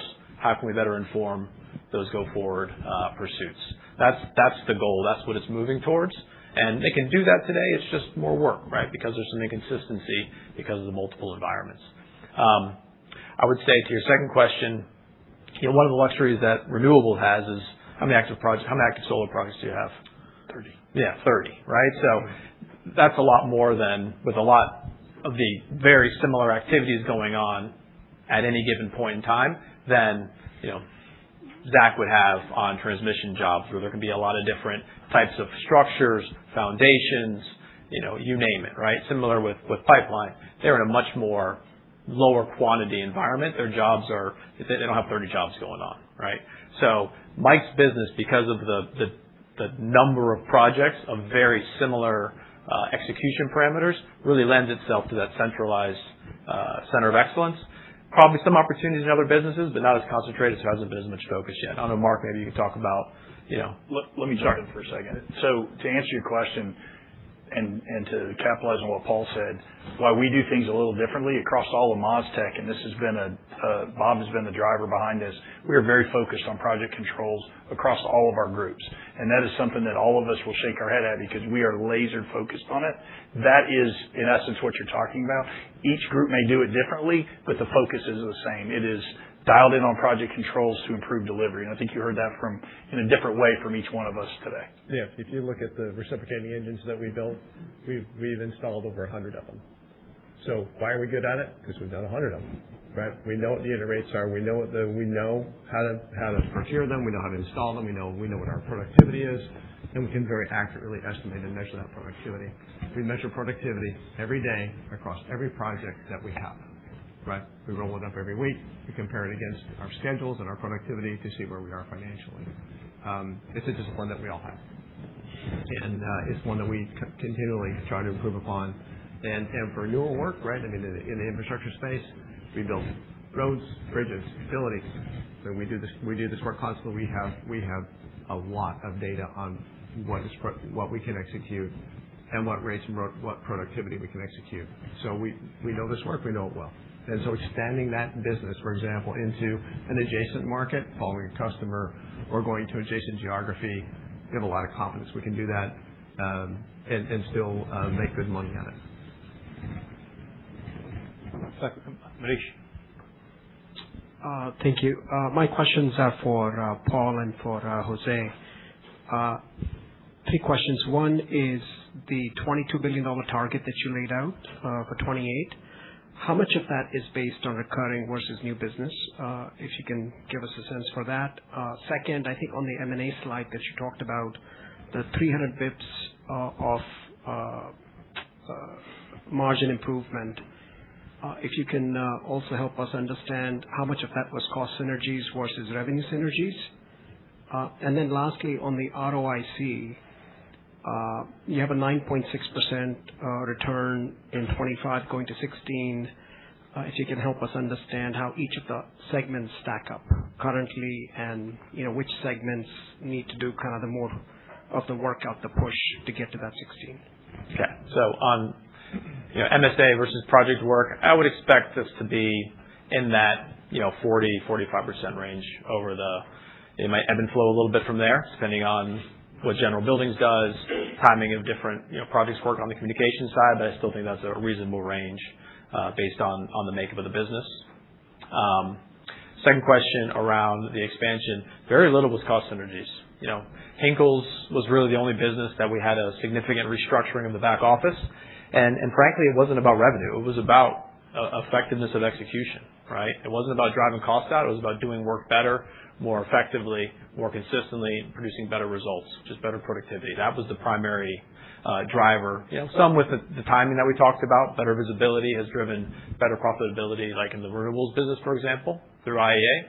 But, again, outside of Hinkles, none of it was about a major restructuring.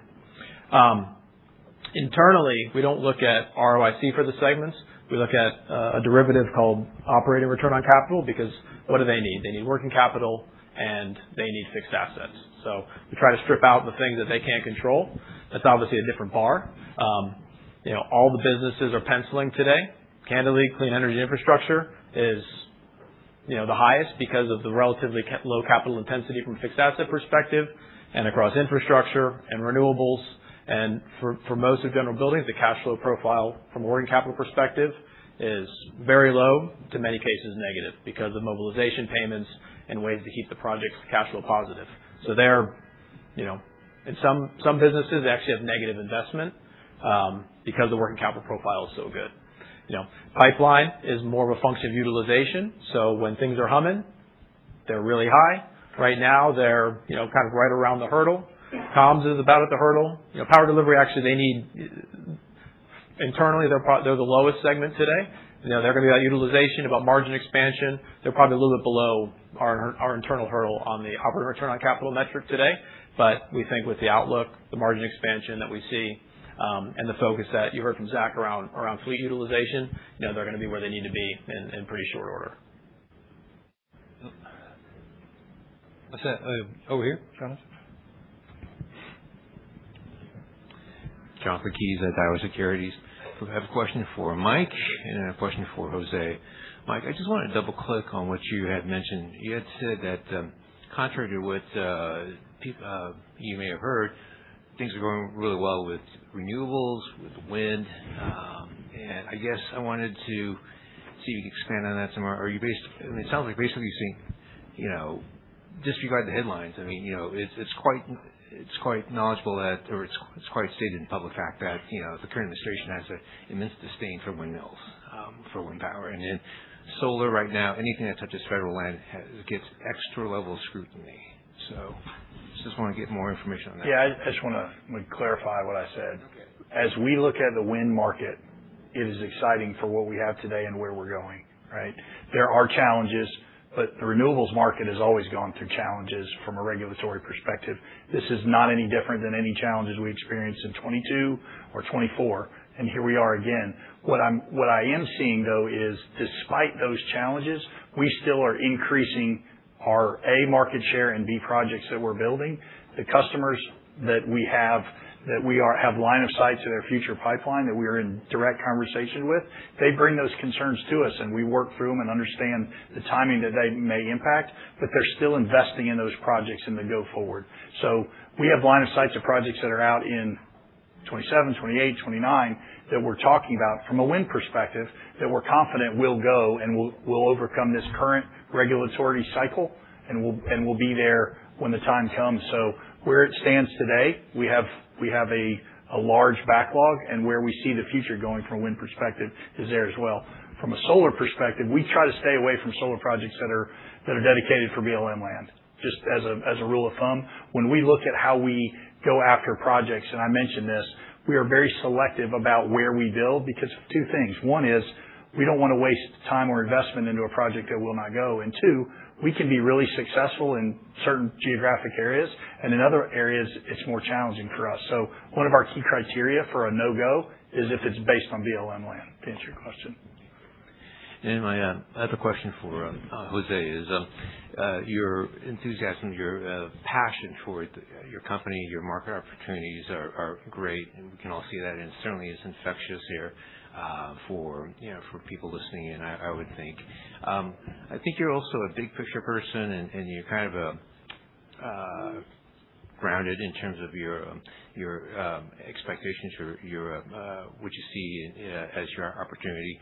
I heard you're saying you de-risk stuff and you try to share the risk. So I guess stepping back, looking at the big picture view, what keeps you up at night? What are some risks that are not project specific, but stuff that maybe beyond what's listed on your 10K? What you could say could really come in and mess up your plans? Yeah, look, well, we don't know, right? And I say that this answer would be different over 20 years. The answer would have changed a lot many times. A lot of times we're worried about the market. A lot of times we're worried about execution. I'm not worried about those today. Market's going to be fine. If given the opportunity, we're going to execute fine. It's the unknowns, right? It's, to date, the war hasn't impacted us, only in fuel prices, right? I would imagine I think this war will ultimately play itself out, but in the back of my mind, if that escalated even further, what does it mean to our business? We live in an administration that could wake up tomorrow and just say whatever they want and change something, right? That's a risk. I think we're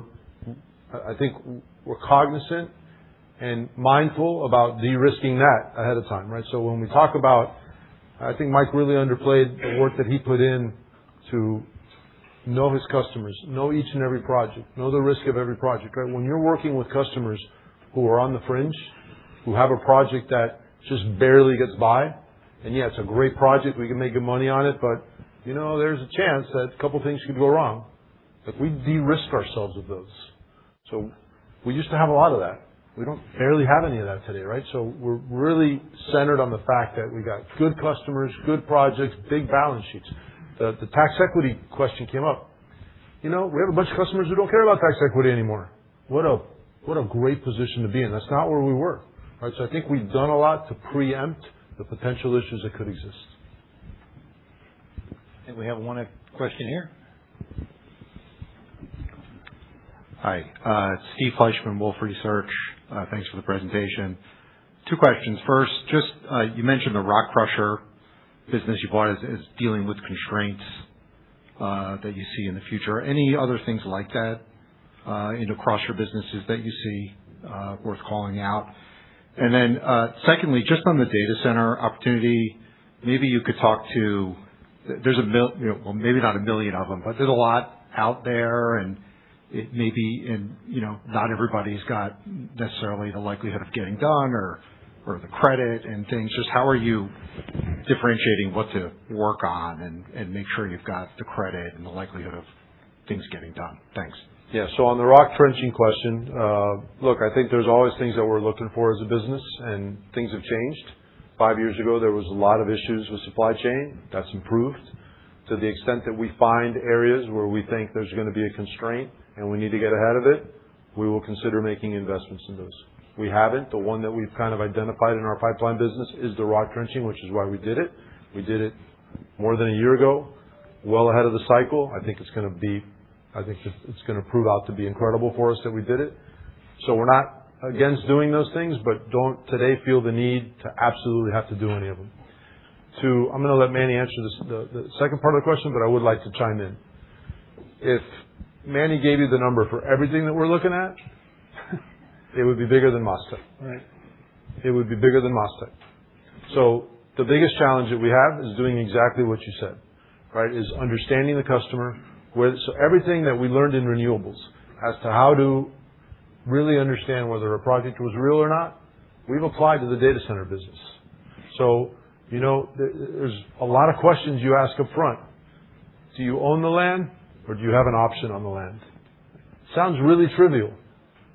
Sounds like a really trivial question. Most people don't own the land.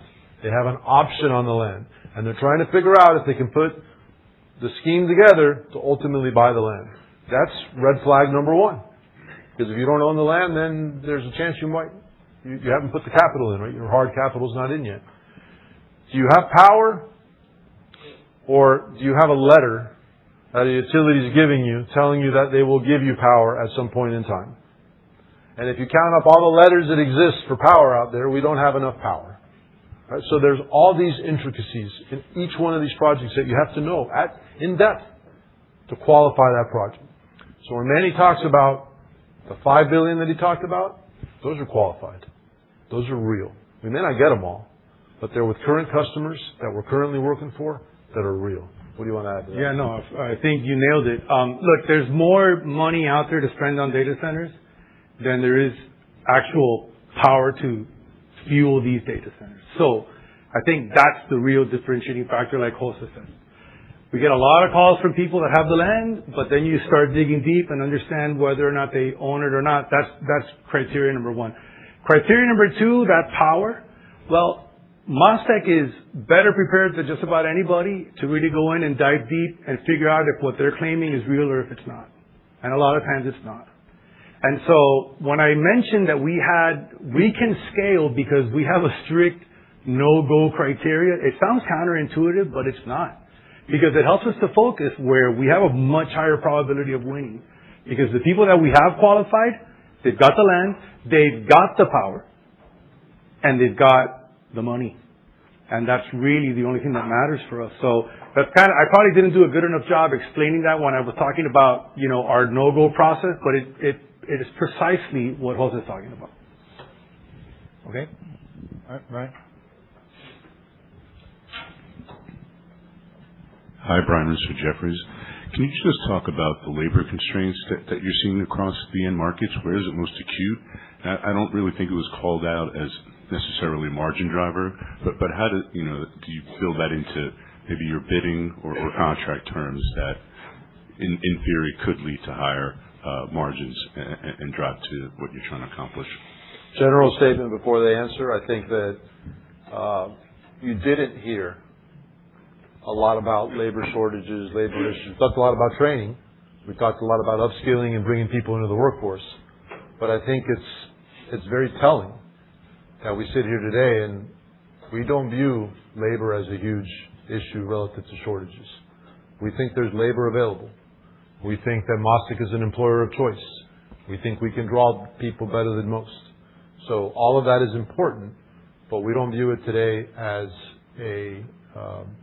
a regulator on our ability to grow. Any of you want to chime in? We have in the industrial practice, we have a roster of about 1,200 people that have worked for us in the past 5 years, in which we keep tabs on. And we don't employ all those 1,200 right now, but we've got a strong roster of folks. I mean, the highest demand folks right now are electricians. Right, rates have gone up certainly. We haven't had any trouble staffing them. We have loyal folks that follow us. They know they're coming to work for a company that takes care of them. And that's one of the ways we address it in the industrial practice. Yeah, so speaking for renewables, touch on what Rick said and also what Zach said. We also have workforce development centers, and we've gotten ahead of this many years ago to set ourselves up for the growth that we expected to come during the boom with the IRA and then what has come since then. We've been working towards this end result or this end platform since then. And we are positioning our projects with our clients. We turn away projects if it's an area that we don't think we can be ultimately successful. And one of the criteria is do we have an existing labor force in that area that we've been successful with? And we're developing mass labor forces in the key pocket areas where we want to build and where our clients want to build. So to Jose's point about line of sight to where the projects are going to be built and where our customers are going to be built, that was an intended consequence of that alliance or that alignment, is we understand where their pockets of projects are, and we've built workforces in that area to avoid having a situation future state. I'm going to speak to the general building part. So our labor, if you will, is different than everybody else in MasTec, right? And Jose mentioned it before in the sense that if any one of these guys gets $1 billion project and they need to deploy 1,000 people to do the transmission lines or the mills or whatever the case may be, general building could get $1 billion project and manage it with 70 people, right? So it's different. That said, what we're finding is that a lot of people want to come work for us. And I think it's to the point that you just heard. You know that we're an employer of choice. You know, we're offering, good opportunities inside of MasTec. And frankly, from the general building perspective, we can say it, right? We have some sexy projects that we're doing that people want to be a part of. That stadium, for one. Terminals. The data centers. I think people are starting to understand what this platform means, and they want to be a part of it. So a lot more growth to come and a lot more specialty work. Again, I just want to reiterate what Bob is always talking about from an operational perspective. That project controls, it's the security blanket that we use to go to sleep at night. And we sleep peacefully because of project controls. And so for us, we train the people that we have in-house to understand project controls and to be able to step in at any moment, because that's really what drives our business from a risk mitigation perspective. Okay, I see one more question. Thank you, Maheep Mandle from Mizuho. One question just on data centers. Since you have a view from what your customers are seeing or the industry is doing, where do you see the bottlenecks? Is it more on access to pipelines or power equipment or EPC crews, booking them well in advance? Where do you see the issues for the industry for growing in this space? You want to take it? Yeah, so power, right? That's the bottom line. So number one, the grid cannot accommodate the power that's necessary. And number two, when you start thinking about power generation behind the meter, there's an issue with supply chain with regards to the equipment that's needed. So Mark addressed how MasTec is preparing itself to be able to meet that need now whilst that equipment is on the way. And so that is by far the bottleneck. What used to happen, what's interesting is this. Look, 15 years ago, the hyperscalers were out there buying up land. They did their studies as far as, what land had the best access to power from the grid, and they went out and they did that. And then contractors went out and they started building for hyperscalers at that level. Okay? Then what ended up happening is that the demand was so voracious, right? Insatiable, that then you started getting this level of developers that said, I'll take the risk. And I'll go out and I'll find the land that can be entitled and can get powered. I'll buy it. I'll go ahead and invest in it. I'll spend it, and then you lease it from me. And what ended up happening is that all of a sudden, over years, these developers started calcifying, if you will, in their ways, the way that hyperscalers did, because they started getting into this model that they really didn't want to get away from. So then you have a lot of contractors that are building for tier 1 developers that are very much stuck in their way. Now there's tier 2 developers that we're seeing, which is tremendous opportunity. People that have opportunities that come up with ways to make things faster, more efficient from a delivery standpoint. They might skid mount their equipment to try to make them plug and play and whatnot. And they're saying, we're going to develop it ourselves. So we're seeing this tiered developer approach, right, which provides more and more opportunity. And then from a geographic perspective, what AI is doing is those primary areas of focus where data centers have to be clustered, that's not necessary anymore. So now you're seeing a lot of data centers in very, very remote locations. So when you put all of that together, the opportunity is incredible. The bottleneck is power. But I think we're better positioned than anybody else to answer all of that, I think. Okay, one more. All right.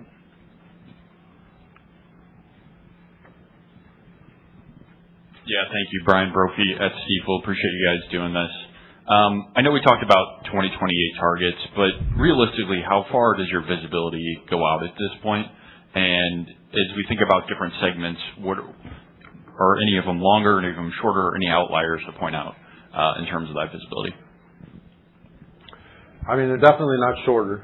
I think that if we had to argue what's the lowest visibility, you could probably point to Mike in renewables just because the tax credits expire in 2030.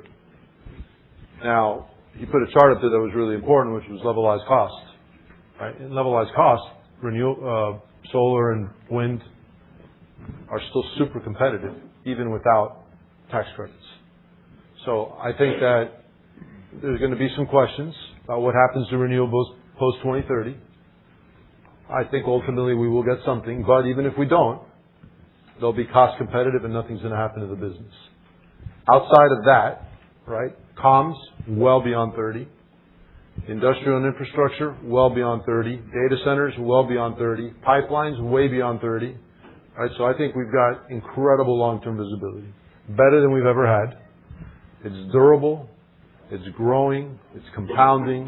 Like it is, I mean, I hope you got the sense of it. Like even for us that have been in this for a long time, it's somewhat hard to believe. And again, we've been building for 20 years a platform that has now put us in this position to take advantage, again, of what I think is a generational, once-in-a-lifetime opportunity. It's massive. All right. Thanks, everybody. We have lunch out back, so we can gather around. Thank you. Thank you.